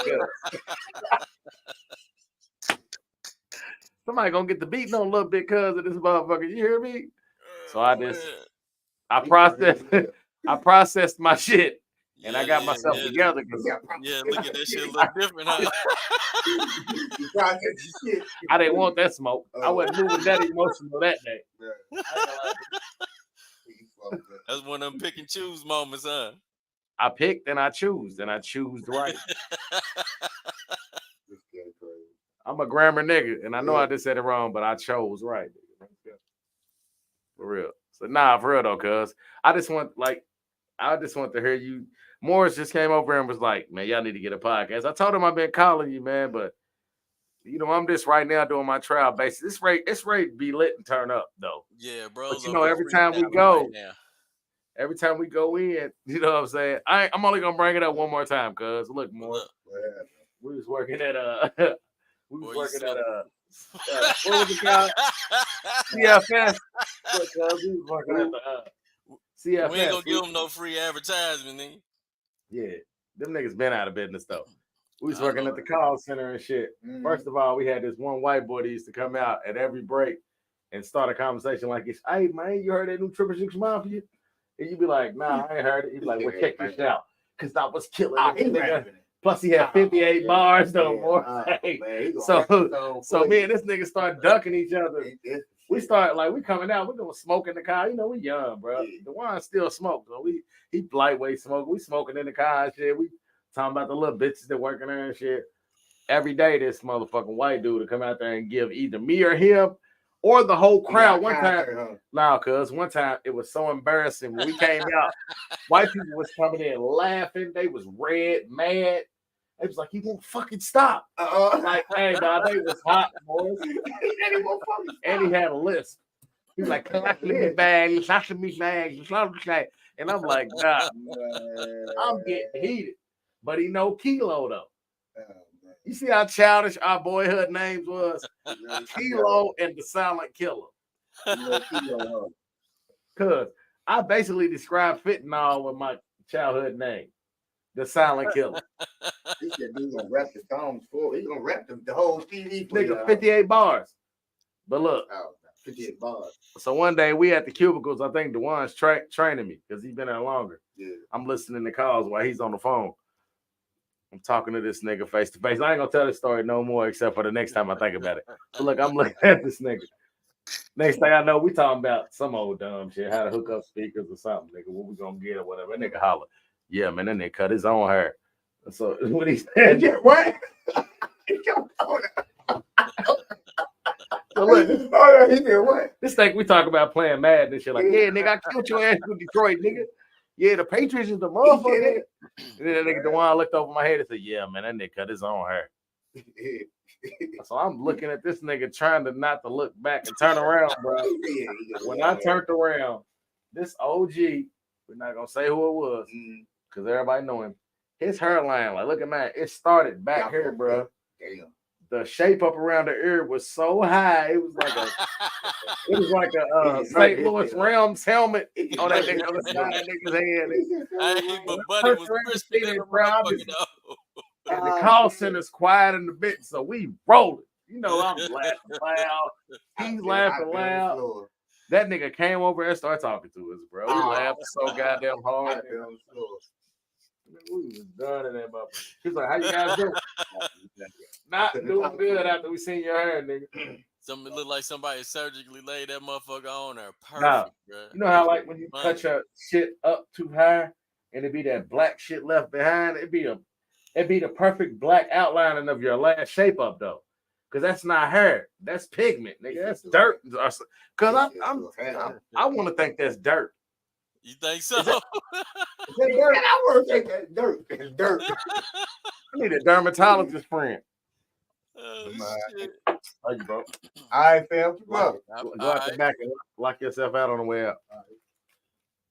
Yeah, hey, cuz I damn near want to think I need to talk to a dermatologist. I think that's dirt, cuz. You think so? It might Look, be dead skin, man. You know how motherfuckers used to get on dead skin? It's dirt. It will be eventually, yeah. So, question. You know how motherfuckers be having them black ass snacks? Yeah. So check 1, 2. I got one of them things to take all the dead skin off of it. You just put 4 AA batteries in that bitch and it goes. Ooh. You can replace the pads and everything. They're like, I ain't gonna lie to you, bro. They're like sandpaper. You know what I'm saying? It's fouling off dead skin. Yeah. Do you think that a person could sand off that black on their neck and then probably like put some grease on it and heal it and it'll be all right? Nah, bro. That's your pigmentation. So look, when you get that shit, it's basically an irritation. It's almost like so it's a dead. You got hair follicles down in there. Real talk. Pause. So when you cut your hair, it gets below the skin. and it gets stuck down in there, bro. And Yeah, you pointed to the it beard because that be niggas' necks at yeah, first. I be seeing. yeah, I never seen it on niggas' head till we seen that nigga's head that cut his own but hair. it can get on your hair, bro. I forget what it's called, but what happens is That's a disease, it's not a disease, but what it is your nigga. That's a disease, skin. nigga. It's not a disease, but your skin gets irritated. But what happens is instead of like Cause, a regular scar, it's like a keloid scar. cuz look, But it's not a keloid. keloids is a disease to me, bro. But listen though, but it's not really a disease though, bro. Hold on, cuz. Now you trying to mix some shit up. Look, It's cuz. just a scar. It's just a permanent scar, bro. Hey, cuz. Anytime you say irritation, but what's the word? Flammable. I'm gonna make up a word. Inflammation, Flammation. I'm gonna make up a inflammation. word. Yeah. Flammation. That's my new word. When your shit when your shit look inflamed, like it's one thing to see a nigga shit and be like, oh no, oh no. It's one thing to look at a nigga shit and be like, this is weird as hell. Damn, that nigga shit irritated. Nah, but But your it's body will start trying hold to on, fight that hair follicle though, bro. hold on. And it's constantly hitting that shit, and it'll change the pigment around your skin in that location. But it's Boy, you goofy. and this killed me when he said that. He said, nah, but your body be trying to fight this shit now. And it's real, but it just sound funny though. It does sound funny when you think about it, but yeah, your body be trying to fight that shit, bro. Like it's a foreign object or some shit. So hold up. It's one thing to see a nigga shit and you a human that don't look at people and you like, damn, that nigga shit look irritated. That nigga shit look irritated. It's another thing when you look at a nigga like, damn, that nigga shit look flammable. Shit. That shit, hey, but if that Hey, shit cuz, affects a lot of us though, bro, to be all the way honest with you, it actually affects us more than anybody else. you know what I mean by flammable? Cause Like our when a hair is curly. nigga start doing that, he might start a goddamn fire in this bitch. We ain't Yeah, it about to play affects no us game. more than a lot of people because our hair curly. So when it gets cut under at the level of the skin, it curls up and it gets underneath the skin. Now, how did we get to talking about? Oh, yeah, I forgot. Yeah, that's right. We seen a nigga with his haircut like that though. Yeah, I never seen that until that time. And then I did with niggas with eddies though. That's the only time is when niggas cut off their eddies. Remember niggas Mm, then used to know how to cut off their eddies, and they used to yeah, have leave that. They used to leave that imaginary eddy there, where yeah. that motherfucker look like it's splitting their whole body in half though. That's how Eddie looked to me like it's an alien way to split your whole body in half and just get one side of your body's information and data, and then the other side of your body's information and data. That's what I think about niggas that got eddies, bro. The Yeah. aliens. But that shit really just be hair bumps, bro. Yeah, you're right. This small micro. So when me and Nisha seen Daniel Cameron's neck, like we saw, hey, cuz I'm about to pull it up because we saw his neck, bro. And when we saw his neck, we wasn't expecting to see his neck, and it was nasty, and it was so crazy because we felt like everybody was seeing what we saw, but we wasn't really broadcasting like that. Like nowadays, I could really show a nigga what we saw when we seen that nigga's neck. Right. It was disrespectful, and the way my nigga reacted, she got so motherfucking mad. The nigga, I was weak as shit, bro. I was on the goddamn ground. I usually got it queued up to the spot.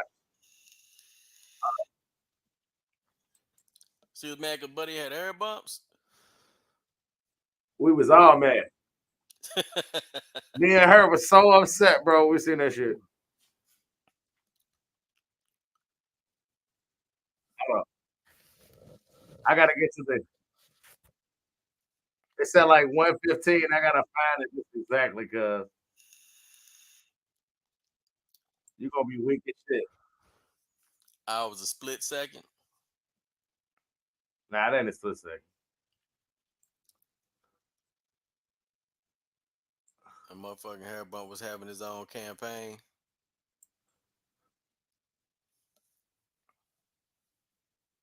It's coming up.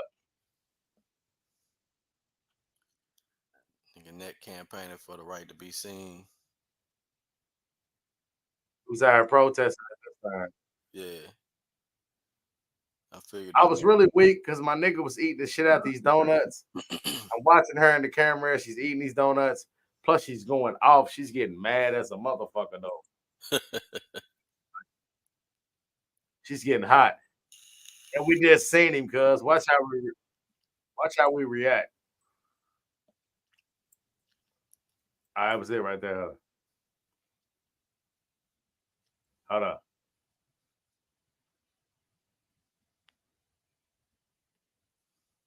All right, I'm about to start from right here because this is when I ain't gonna lie, bro. This show, we about to revamp it, but this shit was funny in the business, bro. I ain't gonna lie to you. When we seen this nigga, we actually seen this nigga. We fucking scream, bro, on everything. Bro was tripping.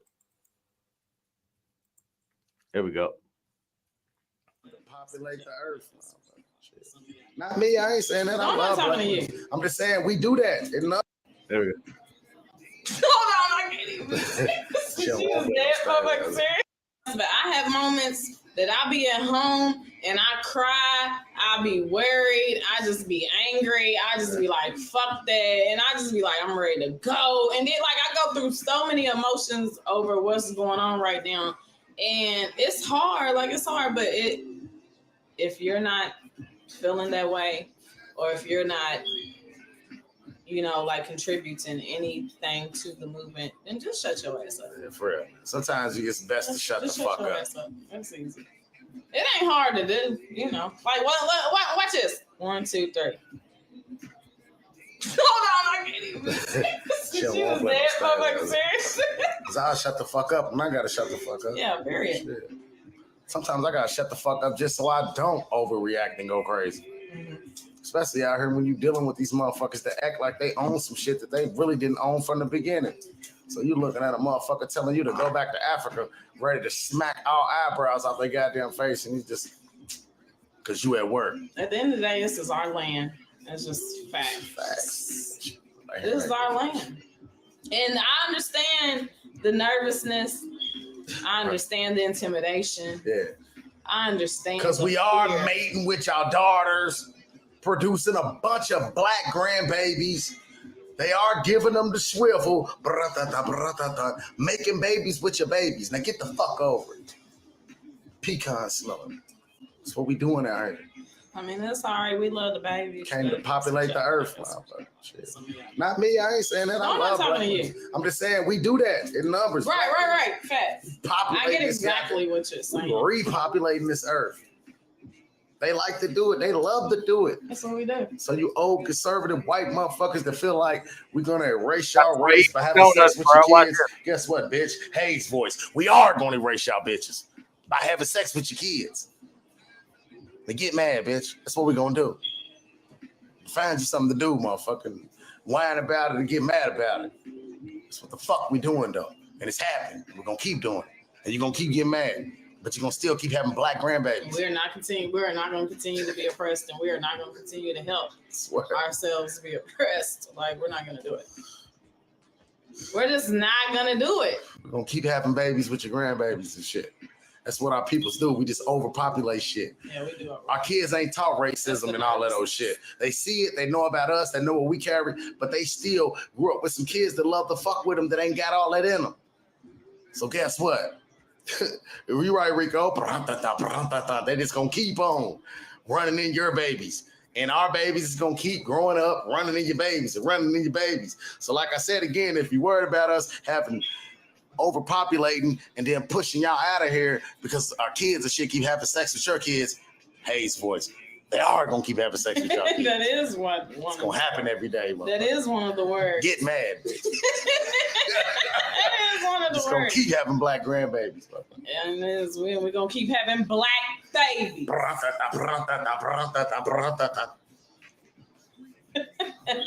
That shit. Act like y'all better than us, and that's the reason why y'all hate us so much. And we just gonna. But we don't even move like that. That's what be fucking me up. We don't move like that, and even when with all this wrongdoing, we are still very welcoming to white folks. Hell yeah, because we know souls when we see souls. Right. And I just feel like, we don't move like that to be treated the way we are treated. It's just intimidation and fear of our strength. Them is the ones that they keep repopulating with. Yeah. They keep okay. I can dig it. Just saying though, man. He said, I'm gonna be like, mama, I slipped and fell. Call Waddell. So everybody love the black skin you in. You better love that shit. Why not? Love the black skin my you black in, ass man. love my black Realize that we got something going on that's so much bigger than us. We sitting back with y'all waiting on tomorrow. We wonder what's gonna go on, but just remember Is it at noon? Yeah, I don't know, but I'm gonna know tomorrow. Shit, as soon as I wake up. It's no motherfucker. Had to do what y'all want him to do. Looking like a 9-year-old Herschel Walker without the mustache, ugly ass, buck too fast thing. What you want? Some stuff has changed. It's not in Louisville. Big jawbone ass thing. Some stuff has changed. It's not in Louisville. But listen, we were so deep into the motherfucking protest because we talking about Daniel Cameron though. Real talk. Right. I don't got no PR person. And we still need to abolish this whole system. It's got to go. It's not for us. It don't talk about us in any beneficial way. For real. Absolutely not. Not in this Commonwealth, definitely. It got to go. For real. So that's the purpose of voting some people in that's gonna make that happen. But just pay attention to what people believe in, what they preach, what they talk about, all that. Hey, Rico, sorry. No doubt. Watch it.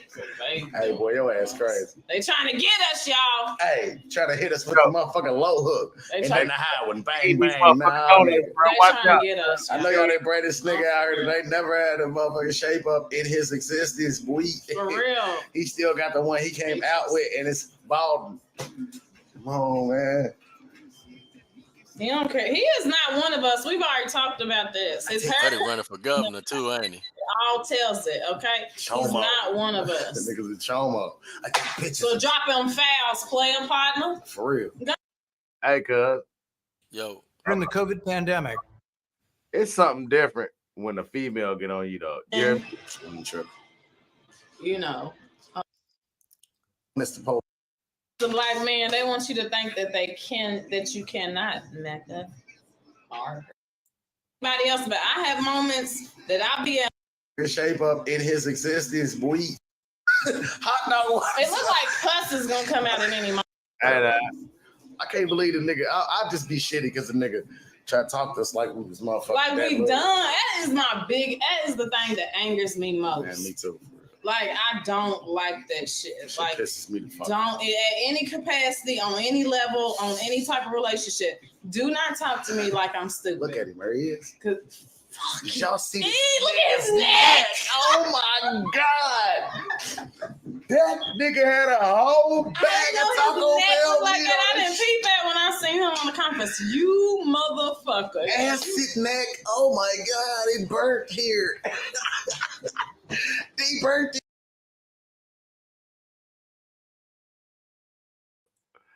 I'm just gonna do this one time, bro. Did you see the reaction when we seen his neck, bro? We was just talking though. So understand, this is a reaction video that this guy pulled up on accident. Just watch how we just going with our flow. You know, it's deep in the protest. We done got pepper spray down that motherfucker. We going crazy, and we older people. So it's the night before they decided to either indict or not indict, and he spoke to the grand jury, right? Yeah. So this look at us being on some bullshit, talking about it. I'm talking about the show was lit. My nigga was making sure we was on Swollen because every show he was sharing us to every group on Facebook. Right. So we was having like 1,200 viewers every night. Nah, real shit. Here we go. I'm back to it. Here we go. Just peep the reaction though. Did hear neck look at us. It don't talk about us in any. Here we go. As soon as I wake up. It's no motherfucker trying to lie to us in our goddamn face like we was pieces of shit. Yeah. Even though we already knew what this nigga got handed and shit. Like, he's a weirdo for that shit. He really thinks we are bottom of the barrel. That nigga's never had a shape up. He's never had a shape up. That nigga has had comb overs and brush backs. He has no intentions of a shape up.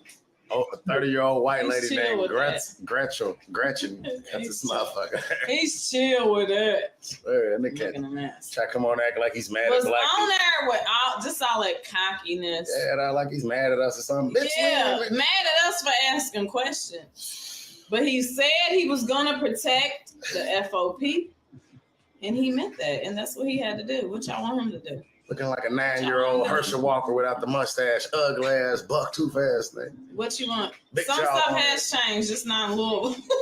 Big jawbone ass thing. Some stuff has changed, just not in Louisville. But I don't got no PR person. And we still need to abolish this whole system. It's got to go. It's not for us. It don't talk about us in any beneficial way. For real. Absolutely not. Not in this Commonwealth, definitely. It got to go. For real. So that's the purpose of voting some people in that's gonna make that happen. But just pay attention to what people believe in, what they preach, what they talk about, all that. Hey, Rico, no doubt. Watch it. Hey, boy, your ass crazy. They trying to get us, y'all. Hey, trying to hit us with the motherfucking low hook. And then the high one. Bang, bang. Nah, nigga. They trying to get us. Y'all. I know y'all didn't bring this nigga out here that ain't never had a motherfucking shape up in his existence. For real. He still got the one he came out with, and it's bald. Come on, man. He don't care. He is not one of us. We've already talked about this. His haircut, the no mustache, it all tells it, okay? Chomo. He's not one of us. That nigga's a chomo. I take pictures. So drop them fouls, player partner. For real. Go on, do it. I take pictures of dandelions bloom. Dirty ass. All I want to say was, I might have been tripping when I looked at the picture, but was there any black people in his engagement photo? Hell no. Him? With his get out, look at that. Let me out. He's never been to Zamunda. Nigga better not ever come in the West End, boy. They're gonna chase you out that motherfucker. He's not. Padded suit, wherever. I can't believe the nigga. I'll just be shitty because the nigga try to talk to us like we was motherfuckers. Like we done. That is the thing that angers me most. Yeah, me too. Like, I don't like that shit. Like, pisses me the fuck don't, at any capacity, on any level, on any type of relationship, do not talk to me like I'm stupid. Look at him, where he is. Did y'all see this? Look at his neck. Oh my God. That nigga had a whole bag of Taco Bell. Like that. I didn't peep that when I seen him on the conference. You motherfucker. Acid neck. Oh my God, it burnt here. They burnt it here. Neck looking at us. I didn't know what that looked like. Did y'all see that? We thought people saw it. Oh my God. We thought people saw it. That shit's nasty. Black top neck with the look before it dries. They should have put some makeup on that shit. Man, brush it out on the turtleneck, boy. Right, nigga. Oh. You need to wear chin straps in all his videos. Why? As soon as I looked up, it was the only thing that I seen. Bro, that's fucking nasty. Bro. That's worse than the no mustache. That look like he needs to grow a beard. What the fuck is wrong with him? Why are you showing that, you weird motherfucker? That look like a snake, bro. Hot dog. It look like pus is gonna come out at any moment. That's fucking nasty. It's several locations. Oh my God. I was so pissed off at that. That was so trifling. Did y'all know his shit looked like it? Oh my God, dog. That was so fucking trifling. Y'all know that shit. Y'all peep that shit. I ain't peep that shit at first. I never seen that shit. No. I seen it. I seen it loud and fucking clear. That nigga's neck look like charcoal. This guy just busted it. Like he just busted a bag of charcoal on his. That's nasty, bro. It was turned into the swamp thing. And he got his nerves to stand his cocky ass up there. Swamp you need to know he needs to go to the doctor. That ain't normal. Go to the doctor. No, that shit ain't normal. You're stupid. What the fuck is that? Peace, James Moses, man. I got his shirt on today. Look at Pops on the background. Somebody should have told him his shit was breaking out like that. Y'all let him get on that hook. That was the funniest shit ever. I forgot all about that, dog. I just brought it up. And I seen Pops in the background. Rest in peace, James Moses. That's my nigga I got on his shirt. That's Pops. Yeah, that shit was funny as hell. Hey, cuz, it's a different calm and a different peace when the kids get sent off to school and you're in the house by yourself, basically, ain't it? Shit, yeah, man. That's that real shit. Shit, yeah. Niggas don't understand that. Nigga get to eat up shit, be in your boxes, walking around. Nigga do a backflip in the living room and hurt herself. Get up. Don't nobody know what happened. Nobody know what happened. You can spin that story however you want to, nigga. Nah, nigga, I was up under the car. I had to lift the car off of me. That's why I got a lower back injury. You gotta be the king of spin, bro. Real talk. I was gonna stay on the subject, but fucking though, I ain't tripping, man. I don't care if nobody tapped in right now. They're gonna tap in when they do, nigga. It's the funniest shit I ever be seeing, bro. For real. I love hearing what people got to say when they come out their mind, though. Cracks me up. For real, though. I love you, my nigga. What you on, man? What you going through? Life, nigga. We just up now with time, ain't we? Yeah, man. Real shit. We just up this dude. You know, all our shit be organic, though. You been my big brother since I was a young nigga, so everything you tell me, nigga, even though I don't be wanting to hear it, nigga, I still gotta process it. I hate that shit, nigga. I be getting mad, nigga. I be feeling like this, nigga. Boom, when I'm talking to you, nigga. Stop it. Like, nigga, don't worry about it, nigga. Just go around that corner right there and you gonna see what I'm telling you about, nigga. You know what I'm saying? But that's back to what I was saying earlier, though. It just part of the village, though, bro. We was the same age, basically. You older than me, but I had a young mindset. Even though I came from the same shit you came from, you know, I was rough around the edges. Feel me? But in my emotions and also a good person, it took a lot of bullshit to bring it out of me as a kid. You know what I'm saying? Yeah. I just had to get to a certain point to where it was just like, oh, nigga, hold up, nigga. I'm really a bully out here. A little bitty bully. You know what I'm saying? Especially around people that I see that's weaker than me. So it's that upbringing that I got as a younger nigga to where, you know, I always say this is bad. Young fighting in the school, young fighting in the yard is a gateway drug. Fuck cocaine and all that. You taking 6-year-old. When I came up, 4-year-olds, nigga, whoop his ass, nigga, because they don't live in our court. When we lived in Cotter homes, you know how it was. Yeah. Nigga, you be 9 years old fighting a nigga that's 12, but so what? Y'all look like y'all the same age.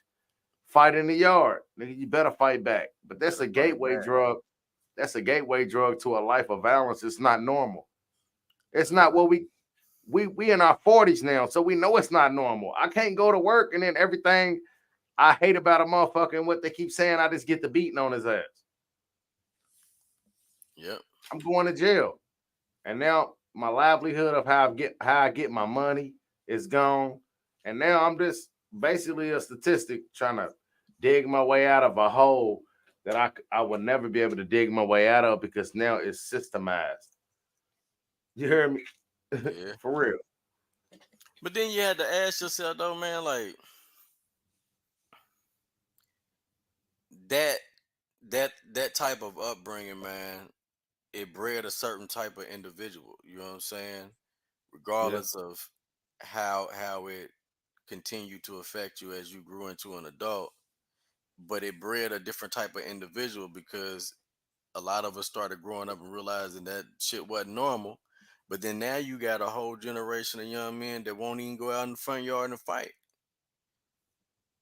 They're gonna try to They're gonna try to blow bricks out your motherfucking crib. Yeah. But where did that come from? You know what I'm saying? Like I'm trying to figure out where that transition came from.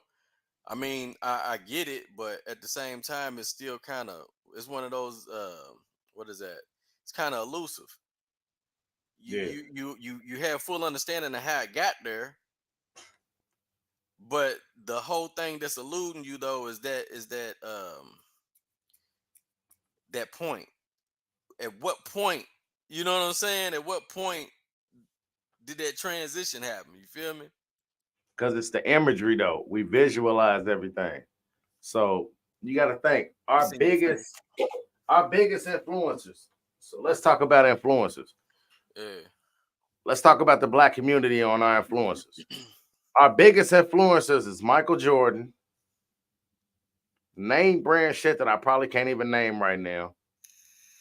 You know what I'm saying? And rappers in the black community, as far as under the age of 30, even I would give them a bigger spectrum, like 35 and younger, because you gotta understand, we was 35, we still was tapped into the culture and still doing shit that could really get nigga a life sentence though. You hear me? Real talk. So 35 and under right now, they tapped into what the airwaves is kicking out. The airwaves is kicking out brown booty hole, really a female basically devaluing herself because as a black man, as you get older, we look at it like this. You attractive to me. You look good to me. You fly how you move. Notice I ain't named pussy yet. You know what I'm saying? You loyal. You loyal. You know how to be a lady. You know how to be a woman. But you also know how to check a nigga when he's acting like how you would act, like a woman. You know what I'm saying? That's the shit that we come up on and the shit that we was valuing as a woman. Plus, you got fire ass pussy in head. Marrying you. These young niggas off the dribble. The women gonna tell them, I got fire ass head, nigga. I got fire ass pussy. Unless I'm pimping you out, unless I'm letting my niggas fuck on you, unless I'm showing you how to corporate prostitute, which is getting into the mind of a motherfucker to where you meet the needs that make him a freak. Then he be a freak all by himself. You just have to be present. What the fuck are we presenting ourselves to each other like that for? Why are you presenting yourself at all that way? Regardless if it's to each other or anybody else. You know what I'm saying? Because I say us, because as soon as you start presenting with them whole qualities and that you need to be hold out, I'm a People gonna treat I'm you a that way. human. I'm gonna start hoeing you out. Yeah. That's just normal behavior. Motherfucker gonna treat you and your shit the same way you do. Yeah. If you let a motherfucker every time they come in your crib just fart at the door, and then they just fart all through the crib and shit. That's what they Yeah. gonna do every time they come up your house, get the And farting if out you of you. treat yourself that way, you know what I'm saying? They're gonna treat you that way. Like motherfucker gonna look at what you do with yourself and your shit, and then they gonna follow suit. Nigga, motherfucker come to your crib and you throwing shit on the floor. Well, 9 times out of 10, they gonna throw shit on the floor too. You know what I'm saying? Hell yeah. People gonna treat your shit the way you do, and then some. Yeah. Yeah. Uh, It's that structure and that standard that you put out there for, you know what I'm saying? It's the foundation that you built. And that's why that's the main thing I'm trying to equate and make sure that, you know what I'm saying, that it really resonates in people's head is, and especially just black men is, damn, nigga, we are the foundation. We the bricks. Mainly by example. Fuck talking. Don't no young nigga want to hear your ass keep talking, nigga, and they don't see you doing it. This ain't for the young niggas. This for the old niggas. They get your shit together, nigga. You can't do everything they do. Like I said, you got a purse. You got a better purse than your girl, and it's a merce. You ain't got nothing important in there for real though. Unless you done brought out. Look, come on, bro. Let's face it. All these niggas out here, man. It's only a couple rich niggas in the city, nigga. It ain't that many bags in the city. Niggas ain't copping off that many bags of fake perks and the weed and all that. It ain't that many rich niggas in the city. Everybody else just trying to make sure they straight. yeah. But you out here with a goddamn purse, a merce. You got on tight clothes like your son, with your booty showing, and you a little dainty and you feminine, and your kids is more feminine than you. So that's PSA, why nigga. If you don't That's get why the you one younger of these and generation sit they your can be dumb like, ass down. yeah. That's why the young niggas. That's why all the bitches can be like, he on the DL and them nigga that suck the dick. Like that's how they do it though, bro. I'm in the Yeah, they worst do groups. too. I'm in Yeah. the worst groups on Facebook to where they be like, this nigga sucks dicks. He done suck the dick. You can tell he done suck the dick. I'm talking about it. Like they gonna go in, bro. They gonna go in, man. That For shit real. crazy. So it's just the example that's being laid and played out there. Like, for real, God only made two genders, bro.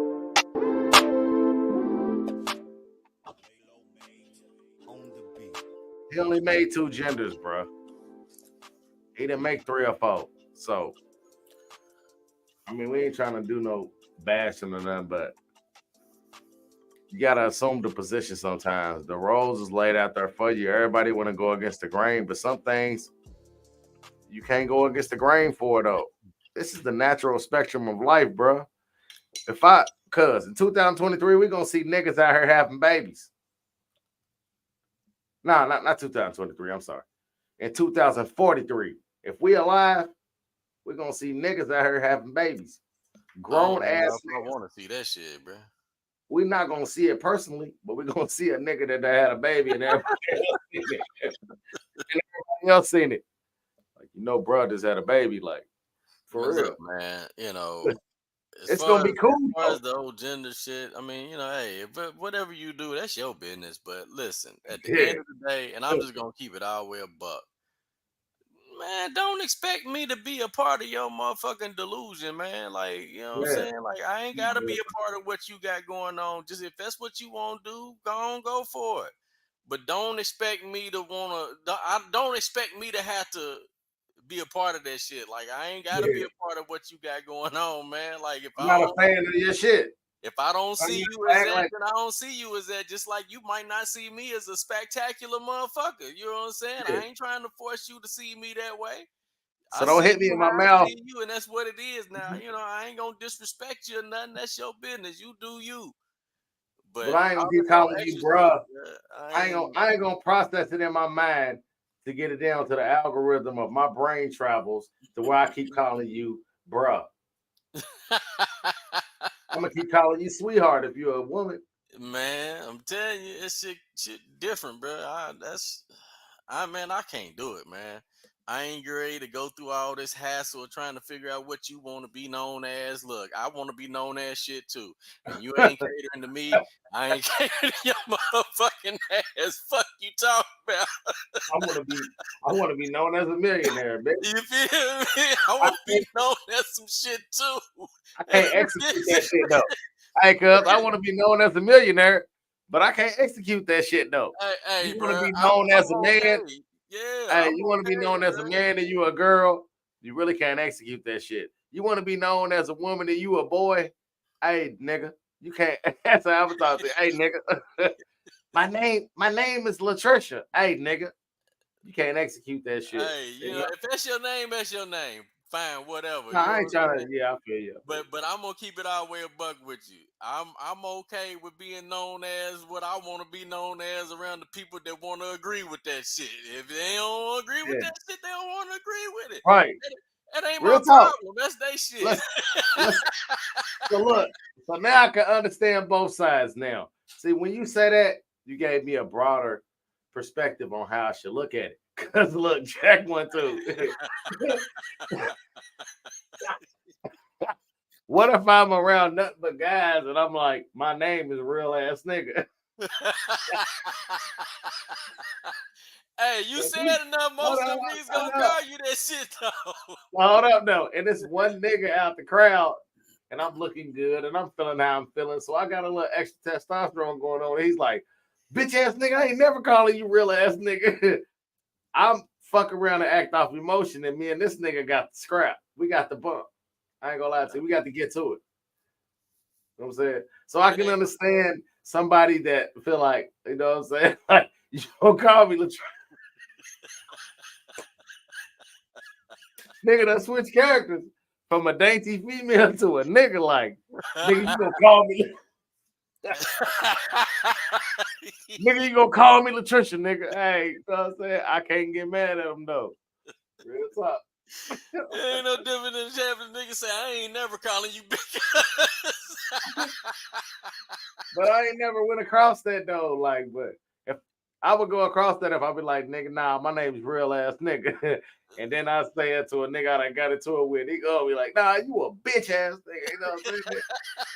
It's the whole fight. See, but there's malice in that though, bro. Like that's automatic malice in that though. But when you just on some regular everyday shit, What if he's saying, no, because I don't feel like you know real ass nigga, bro. I don't know you like that. Me and that nigga still, hey, dog, yeah, me and that nigga still getting into it. still I get ain't that getting grown into yet. it, but you know what I'm saying? I ain't that grown yet. The aftermath, bro. But You know a what I'm saying? I ain't that grown yet. motherfucker, man, you know what I'm saying? Hey. That's when the Louisville come out. I'd be like, but what is you on though, bro? I done told you what my name is, bro. They say, you know, and I got close to your motherfucking ass, nigga. Now I'm hitting you with shit, nigga. That shit crazy, bro. I don't think I done graduated to that level yet. I have though, especially if it's a nigga I don't know. Like I'll be like, man, this nigga just don't know. I'm gonna put some disclaimers out there though, nigga. I'm gonna make sure you know you gotta have insurance to be talking how you talking though, nigga. But I get it though. Now I understand though, like when a nigga being this like a nigga, I told you my you know what I'm saying, what their name is, and you ain't gonna say it. All right, nigga. They ready to fight about that name, nigga. Let's go. I mean, shit, it is what it is, man. Hey, for real though. All right, nigga. I know you said your name was Stacy, but hey, I see look, some. and I still may never call you by your name. I might just be like, hey.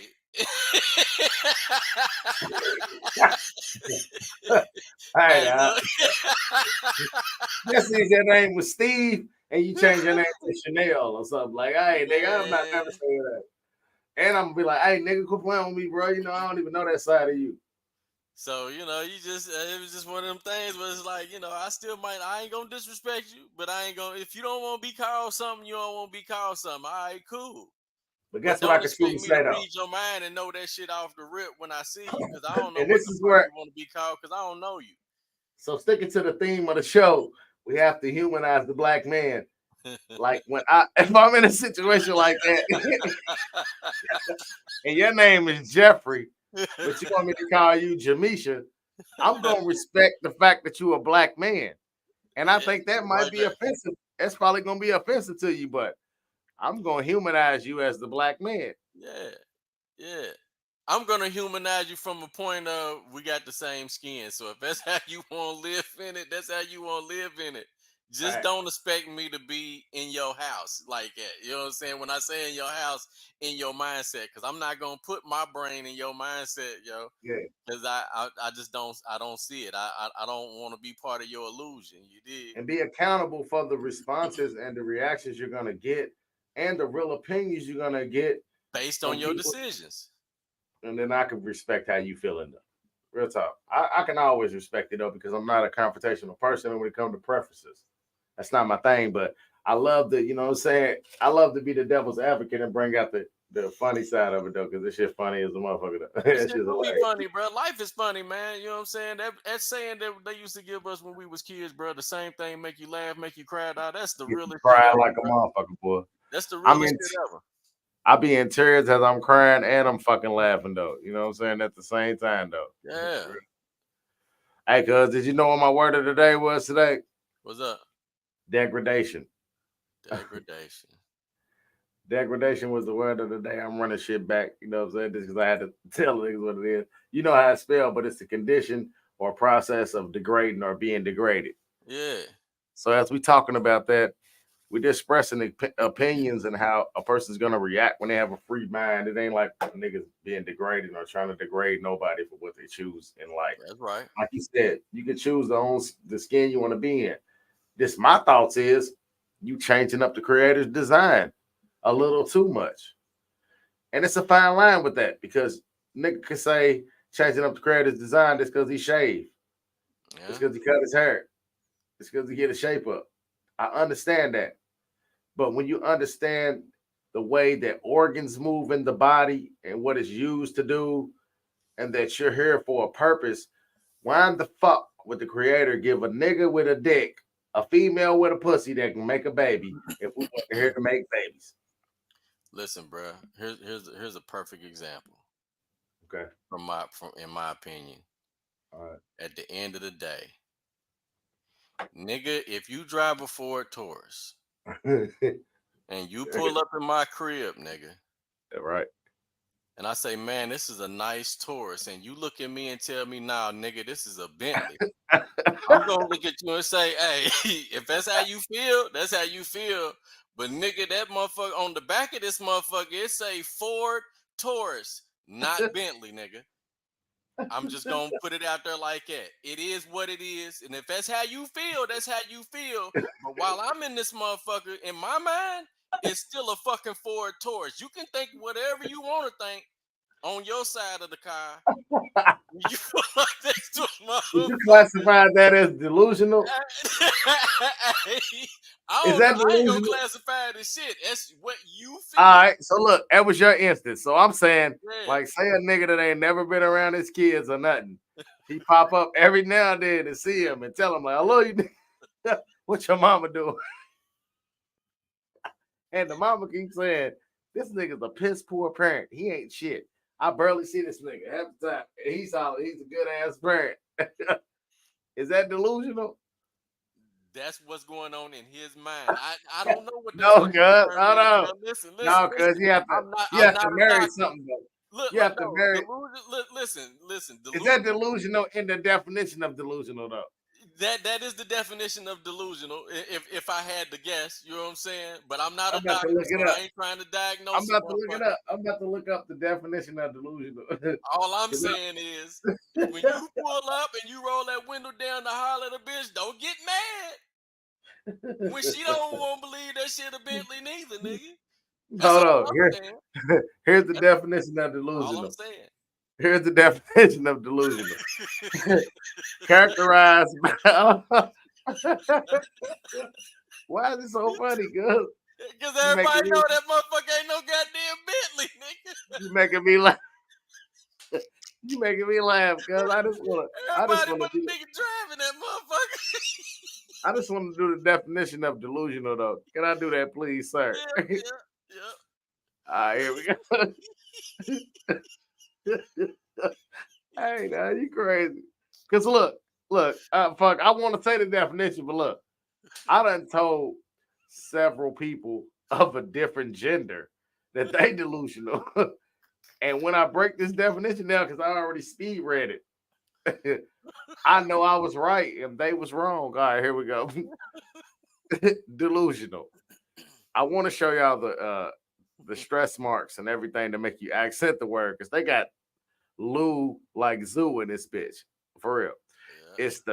It's the / DA stress mark over top of the A LOO big Z nigga.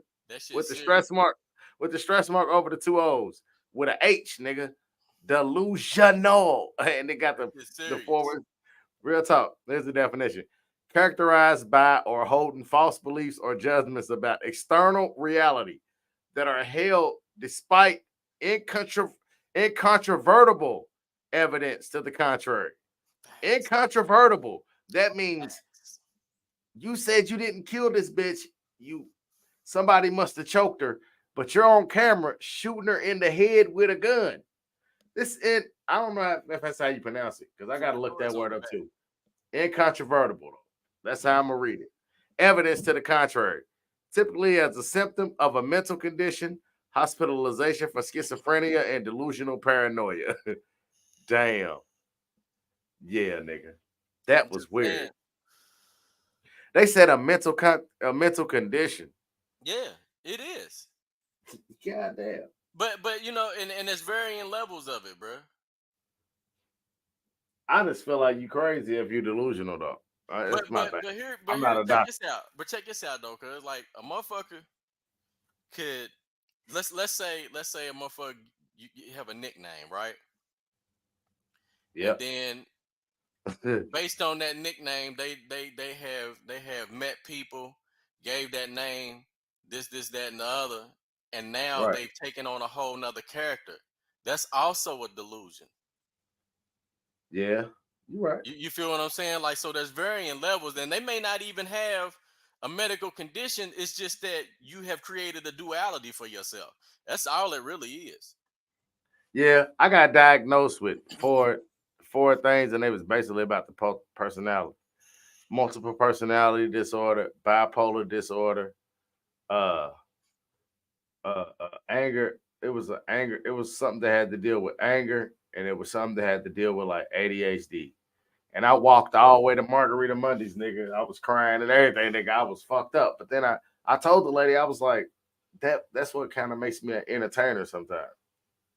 And a lot of entertainers do have that type of issue because you have to have a grandiose feeling about yourself in a way. You know what I'm saying? Like And at most that time, entertainers have that grandiose. You know what I'm saying? I had learned a little balance, but now I'm more balanced. You know what I'm saying? It didn't come from no chemicals. It came from this realization, consequences outweighing being emotional sometimes, though. You feel me? But Yeah. at first I couldn't figure it out because I never, you know what I'm saying? You're gonna self-medicate most of the time, however you do it. Whether it's That's right. working out, whether it's walking, whether it's taking a certain drug, whether it's drinking, whether it's nicotine, like you're gonna self-medicate. Right.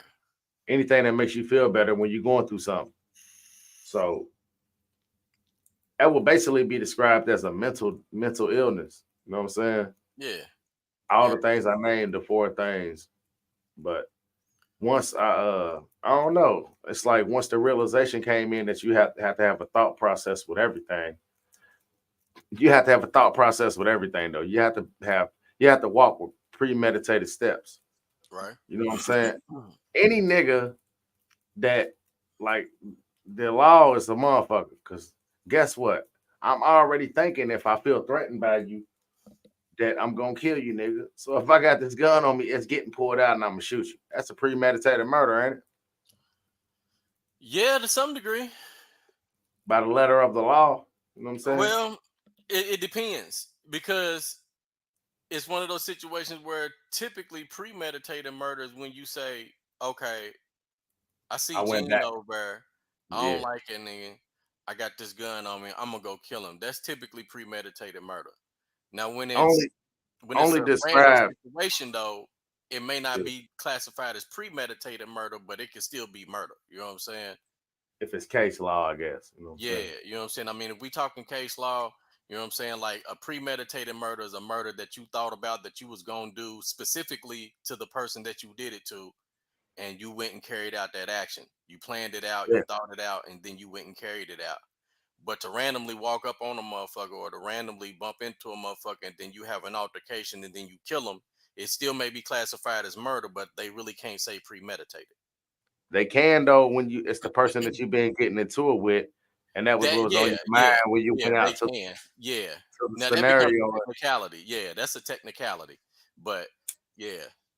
But in general though, when you if you just run across a motherfucker that you end up having an altercation with and you know what I'm saying, something like that happens, Yeah. they're more than By the letter of the law, that's not premeditated. But by nah. nature's laws, by the laws of nature, to where If you it should if never it was feel already on your head, premeditated murder, nigga. Like nigga, yeah, I leave out the house like I'm gonna fuck around and kill me a nigga tonight. You know what I'm saying? And you have the means to do it, and you end let's up not doing say it. that too much out loud though, bro, because man, they might try to use that shit. Against who? Use that shit the same way they using motherfucker rap lyrics. Shit. You know you ain't got no freedom of speech nowadays, bro. Hey, They bro, can't say nothing, bro. I'm on YouTube, but I ain't monetized, man. They better find something to do, nigga. That's my new shit, Yeah. nigga. You know, it's the Find Something to Do network. I did a commercial break earlier. This is sponsored by the Find You Something to Do network. Nigga, if you ain't got nothing to do out there, nigga, and you just feel like you ain't being so manly in your situation, your bitch talking about kicking you out, you getting into it with the kids, you getting into it with her, you getting into it at work. You know what I'm saying? You just feel like there's nothing you can do to be positive and you know what I'm saying, show a good role model. Hey nigga, find you something to do, nigga. That's what I'm gonna tell you, nigga. Find you something to do, nigga. Hey, work out, go shoot jumpers, do some push-ups, do some jumping jacks, read some books, get back to the old school, nigga. Act like you in jail, nigga. Read a whole series of books, nigga. Idle Get your hands. spend some time with yourself, nigga. You hear me? You're going through all that shit because you keep sharing it with everybody, nigga. Don't share it. Like, keep some shit bottled up for a second and then find a way to bring it out of yourself, nigga. God Hey, damn. bro, you just made a real interesting point. A lot of motherfuckers need to figure out who the fuck they are inside. Like, they need to get to know themselves well than a motherfucker. Get to know yourself like you trying to get to know that bitch you running around after, bro. Because that was the Or whole that nigga purpose you of the trying to show. run around after, man. Get to know yourself. Who are you? Yeah, If for you real. get to That was know the whole yourself, the purpose. better you know yourself, the better you'll walk through life, man. Life's supposed to be simple, man. Motherfuckers make it complicated, Especially from a man's point of view. man. For real. Because if you really harp on the things that, like, I said something earlier about, like, this is crazy. This is how you know we're the most hated person on the planet. And that's how we know we're the strongest person on the planet. Because we still out here walking like a duck, nigga, like ain't nothing wrong with us. If you ask, if you asked all the nationalities, 100 people out of all the nationalities, what do you think of when you hear black man? They gonna say violent, crazy, monster, athletic. You know what I'm saying? Don't be around his kids. These are the things that they're gonna automatically think because they don't know our culture. That's right. This is what's portrayed to them by black people, and it's perpetuated by media, the masses. But we started though. Yeah. You know what I'm saying? And I didn't name everything I named, but that's a I don't few of the even know if things. we started, but we do subscribe to it. We didn't start it. We subscribe to it. Like a lot of them No, I ain't saying stereotypes. we started it. I'm Ah, saying we okay. started now. Ah, okay. Got you. Yeah, I We thought you said started when a generation didn't even know that shit really exists. yeah. The only way they knew is through their mamas that the nigga wasn't there. This black man wasn't so great because he wasn't real great with relationships. And he didn't know how to deal with parenthood. So he Yeah. can never be a great man. He can never be great. And then a lot of that shit started because that system, man, that system was allowing for motherfuckers to be able to get certain benefits if they got rid of the man in the home. You know what I'm saying? And then that became a generational acceptance. Like we normalized that shit in Hell order to yeah. get these benefits and shit like that, man. And so that's kind of what started that single parent household for real. And then you had a whole Breaking down the village. yeah, you had a whole generation of women, and it is what it is. You have a whole generation of women that felt like now that they done got this assistance, now that they done got these benefits, they don't need a nigga to do nothing for them to help them with this and that. Yet at the same time, they're using that same system to try to get a nigga to basically give up everything they got in order to, you know what I'm saying, financially support some shit. It's all pretty set up, man. It's not complicated, but it's intricate than a motherfucker, man. And over So check time, one, man, two. that shit work, Check, not check one, benefit. two. How old is your grandma, bro? Which one? The grandma I know. Shit, she was 72 when she died. 72. So look, Yeah. my grandma and grandfather has been married 40 plus years. They in their 80s now. I'm gonna tell you something that we do now as a people that we started doing it because our parents did it. And no blame on them, no knock on them. We started looking at people as bad people because they wasn't good in relationships. Guess what them older people that was married for 40 years will tell you? We had ups, we had downs, we fell out, we came back in. That don't mean that's a bad person. He was still a good person. He was still a good Yeah, father. He was still a good yeah. this. We preach in this generation, like, and I done been a victim to it. And I don't know if I've done it so much, but I've been a victim to it to where I'll be sitting around my friends and we came up around friends, and just because they dealt with them sexually or however they dealt with them, now they a bad person because of how they treated you as a woman. Didn't beat on you, didn't kill you or nothing, but They just just don't want to fuck. maybe not been faithful, Yeah. maybe was a liar, but that don't make them a bad person though, generally Nah, per it se. just didn't work out with you. Right. It's a perception, you know what I'm saying? Perception beats reality though. But because perception is reality. Reality ain't shit until you look at it. You know what I'm saying? Yeah, facts. what And you then, perceive. and then the fact that you wallowing in the past, that means your present and your future is gonna be just as negative as your thought process about your past. And Because think about this. your past and future don't even exist. No, I real. I had to Straight take up. it in quick. I was about Yeah, to end up. your I had past to no take longer it in. exists and your future hasn't existed yet. So the only thing you got is the present. So if you're not living in the moment, my nigga, like you really fucking up your future and you seeing your past through a skewed perspective. And we so simple, like as a people, we so simple though. Once we get into a certain train of thought about a person or about a situation, we as people, we're gonna, as a human, you're gonna create feelings and emotions around that situation to where it's gonna enhance everything you feeling about that situation. It's just like why I don't go through phones. I done been through it, but definitely when you go through a phone, the feeling, the vibe you on, the way you dealing with nature, you're gonna see something that's gonna make you be suspicious. I don't give a fuck if your females just talking to a nigga and they generally just talk, and that's all they do, and it ain't nothing. It's totally innocent. You'll be like, why the fuck you talking to this nigga? You know what I'm saying? And it's just perception. Perception gonna be the reality that you choose to view it from. But the thing about it is, you got truth, which there's three sides to it. You got perception, which is the way you view it. Then you got reality, what really happened.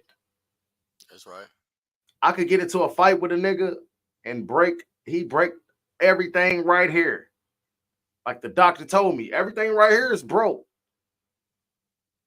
But I knocked him down 3 times. And the motherfucker say he won that fight. That's right. Me or him. Yeah. And can't neither one of us say that's not you know what I'm saying, how it was perceived. Yeah. You know what I'm saying? And there might not be a true winner in that.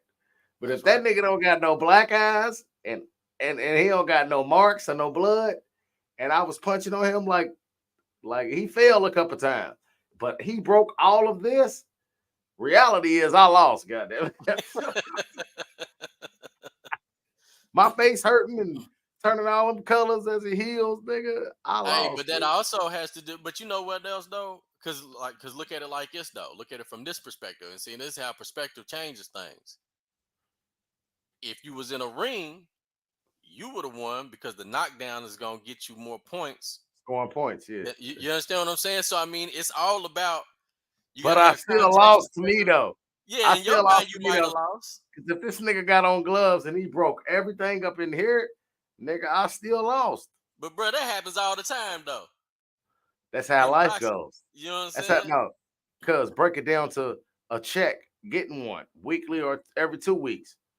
You done did all this work, all this labor, staying up, being on time, letting the motherfucker son you on the job. But Losing when you like a get that check, motherfucker. you get that check, it's like the judge's card when they read it, like FICA, Yeah, 56, yeah.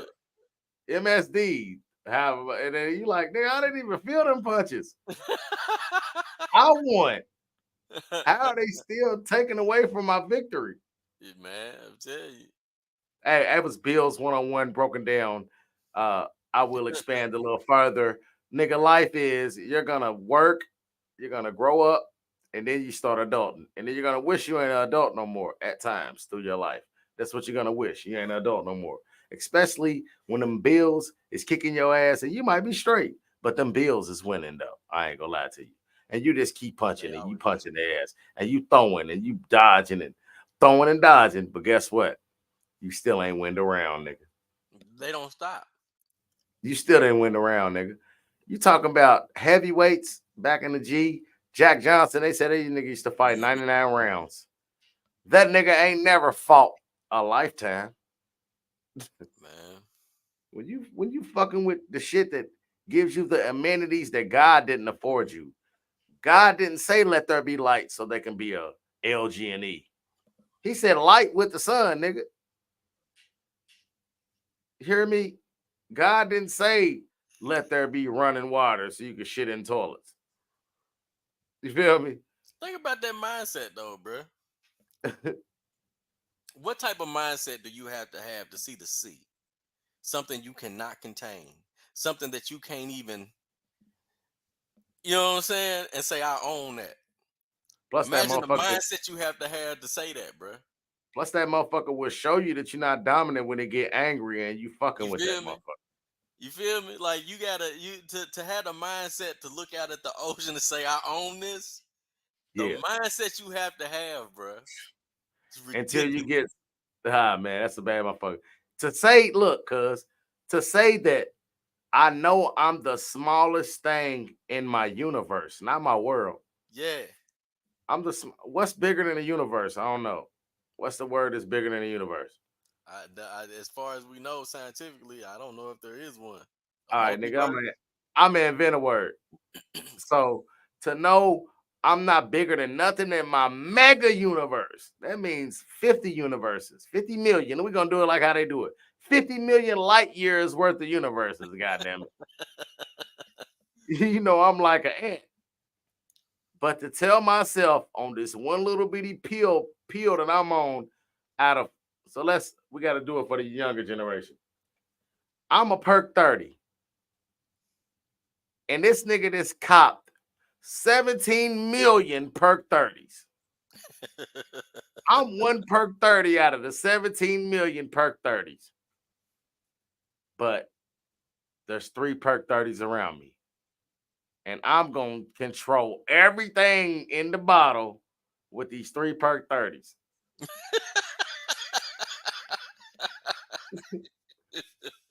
We only gonna touch one. We only gonna touch 3 bodies and give them the effect. But I need you to know in this bottle of perk 30s that I have standards. I have morals. I'm coming. Well, ain't nobody gonna die off me, nigga. And nigga, a perk 30's fake, nigga. It's a big bottle full of them, nigga. Man, full The of world. shit that great knock your ass down. That's the world. The world is full of perk 30s, nigga. Man. Trying to be the best, trying to be the most spectacular perk 30 in a bottle of 17 billion. Nigga, hey, look, nigga, when a nigga throw you in they throat, he either gonna die or he gonna live, nigga. And the closer the death is, the more he gonna want to come back. Nah, real shit. That shit crazy. That's what the world is. Because, you know what I'm saying? I related to perk 30s because living is a hazard. There is ways you can die out here. You can go. All day. There's more ways to die than there is to live, my nigga. There's more ways to die when you take a perk 30 than there is to live, nigga. Because that ain't even the real pill. And niggas is pressing and printing these motherfuckers up and putting them in bodies, nigga. And niggas is dying. Niggas built up a tolerance to them, though. You feel me? When I was in the county, niggas was doing fentanyl. Nigga doing fatty. They call it fatty. They made that sound cool. Hey, cuz, look. Boric acid will kill you if you put it on a sandwich. Yeah. Think if we young, we just gonna lace our blunt with boric acid. You know what I'm saying? And when we die, niggas start dying and niggas start wanting to, okay, they build up their tolerance to it. No, we calling it that boric. Fuck that. Nigga, that shit gotta have that boric on it, nigga. That's basically what you're doing. You taking a poison and giving it a nickname like it's some fly shit. That fatty. That shit's childish to me.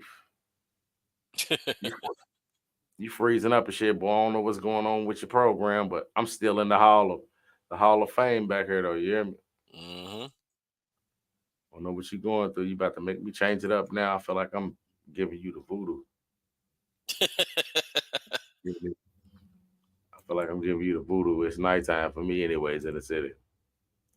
Oh, yeah, shit still froze. Nah, but for real though, good morning, my nigga. As a black man, I'm proud to have you as my friend, my big brother, nigga. I ain't gonna even lie. I ain't gonna hold you, nigga. I love you, nigga. Shit, man. Love you too, boy. Been a long time, nigga. I swear. Trisodium phosphate. Nigga, I'm gonna smoke weed, nigga. I ain't gonna lie to you. I'm being a Trisodium phosphate. Hey, bro, that shit is poison, and it's in every box of cereal that's targeted at your children, man. Did somebody just say that shit? I don't know. You just came out your head with sodium phosphate? Nah, we was talking about, you know what I'm saying, little compounds or whatever, but trisodium phosphate, you know what I'm saying? That shit's poison. And on the box of it, it'll tell you if it's ingested, called poison control. But it's in every box of cereal that's Hey, targeted nigga, toward children. nigga, you just sound like an episode of a nigga that went live on how to. That was like some how to catch a killer type shit, nigga. Who the fuck? What the fuck? What nobody talking about though? Nah, Hey, you bro, talking about boric acid, bruh.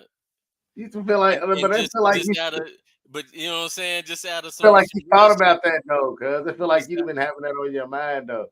well, I mean, shit, I see that Like shit. somebody about to get a dose of sodium phosphate. Is Yeah, that what it's whoever's getting ready to get up in the morning and eat a bowl of fucking Cheerios, nigga. called? You are They get- further, I'm out of line further, right now, bro, and I don't even give a fuck. It's you sodium further phosphate, bro. enforcing the, you Look that further shit up. enforcing the argument of that nigga. You've been thinking about that shit, like nigga bowls of cereal and shit. Nigga. What's it foam up like milk? You Nah, stir it up. it's just a compound that they put in cereals, bro. Sodium Hey, cuz phosphate. Look that shit up. That I ain't shit gonna lie. poison. And I know I'm on YouTube right now, so fuck. I mean, y'all know I'm fucked up. Y'all be striking my shit. So look, I would probably, you know what I would do probably if I really like, I would probably just get all go to the flea market and get all the old school thermometers I can get and try to siphon the mercury out of it and put it in somebody's put it in somebody's beef stew or something. Yeah, shit. Hey, you think it'll look metallic in they shit like it's some Yeah, yeah, chili? shit look metallic. Yeah. Nigga like, damn, why this nigga feed me ice cubes and all chili? I just think I just stand solid in the chili, nigga. Man. Nah, real shit though. Hey, it was almost how to catch and catch a plot and play this. You know that nigga work at the Howard Johnson now. Man. I just, you know what I'm saying? I be saying shit sometimes, bro, just to, you know what I'm saying, so people be aware of shit. You know what I'm saying? Nah, real talk, cause I was Look at them watching cereal boxes, man. You feeding your children some shit that you don't know nah, nothing bro. about. That sodium phosphate. That nigga, Sodium phosphate, bro. that's gonna develop phosphate. That's gonna develop in the bones later, nigga. Nigga gonna be walking Feel with a me? lump in the back of his. Feel Hey, me? I was watching one of them lockup raws up, man. I forgot already, bro. As soon as I was about to say it, it's funny as hell too, though. Watching them lockup raws, bro. I've been weak as shit. I'm institutionalized off the Sundays in the joint and in jail when we just used to lay back and watch lockup raw and be like, they don't do it when you go to such and such. That's what niggas be saying when they watch a lockup raw. Oh, nigga, it was like that when I first came through. They don't do it when you go to such and such, nigga. The food good, all of those shit. You feel me? Yeah.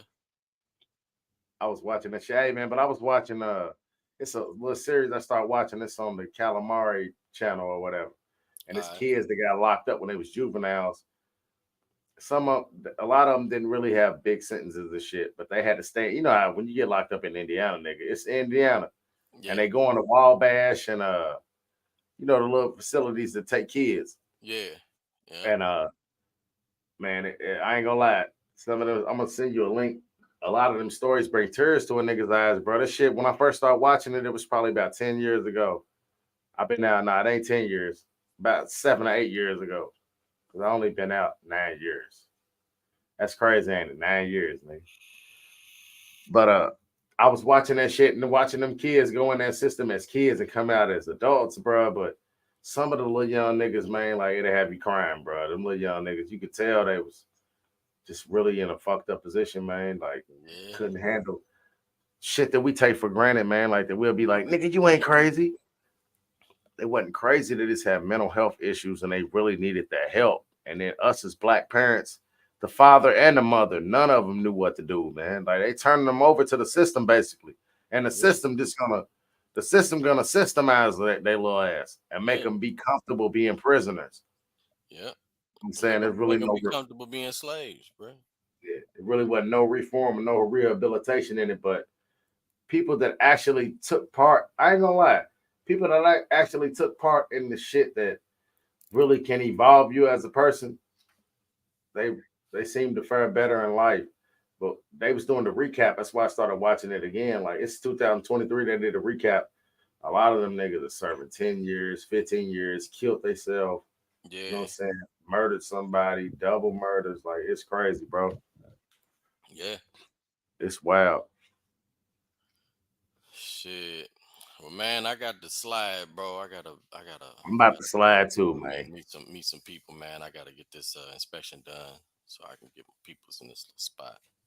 That's right. Already, bro. Love, bro. I'm about to end this shit with the big cuz shit. So, man, I appreciate you sliding through. You know, I had to motherfucking get you out this motherfucker. I was about to end, nigga, with bro. I seen that, bro. Because I jumped in. I was like, man, let me check him out. See if nothing else, I'll watch the rest of the show. You feel me? Yeah, it's the morning shit, nigga. Take me into my morning when I'm back. Go to bed on these people. You hear me? That's what's up. I love, bro. All right, one love, man. All right. Because, nigga, we out of this motherfucker. Let's go. All right. I ain't gonna lie. Blessed and still breathing.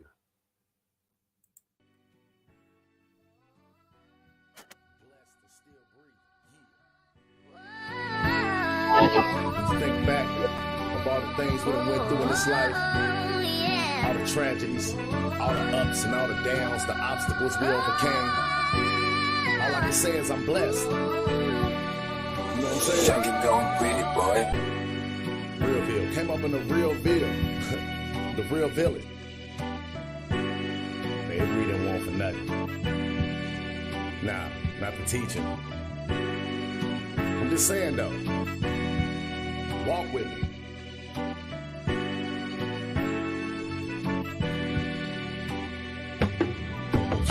They say pressure bust pipes. The glass is half full if you never been loved right. My destiny is rise and shine like floodlights. Create a better way for me and my bloodline. This for Lil' Gene. Life on the line. Working my grind for a little cream. It's like a movie prime time. Living out the scenes. I stay cautious. Shit ain't never what it seems. Friend turn into your foe. Doing strange things. Life makes the heart hard. Give a lot of scars. Sick of being sick and tired. Staying on guard.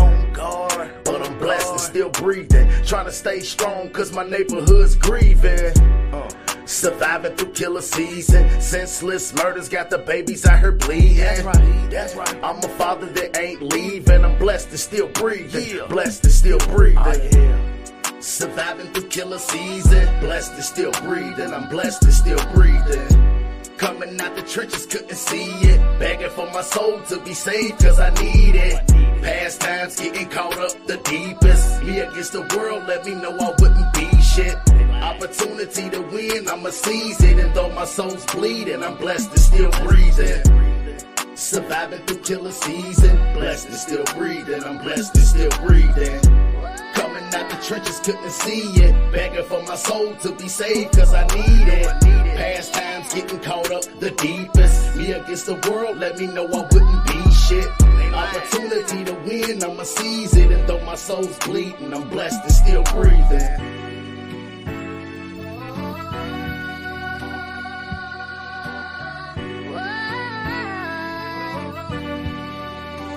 Young and going pretty, boy.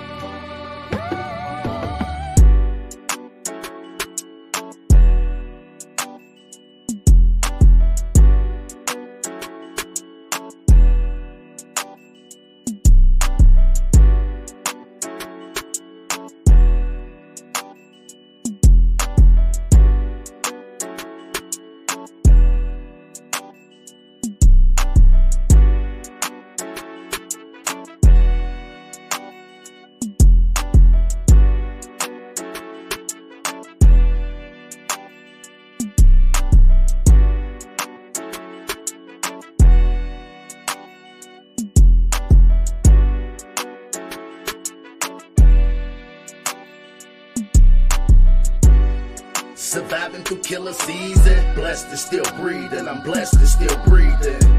Coming out the trenches, couldn't see it. Begging for my soul to be saved, cause I need it. Past times getting caught up the deepest. Me against the world, let me know I wouldn't be shit.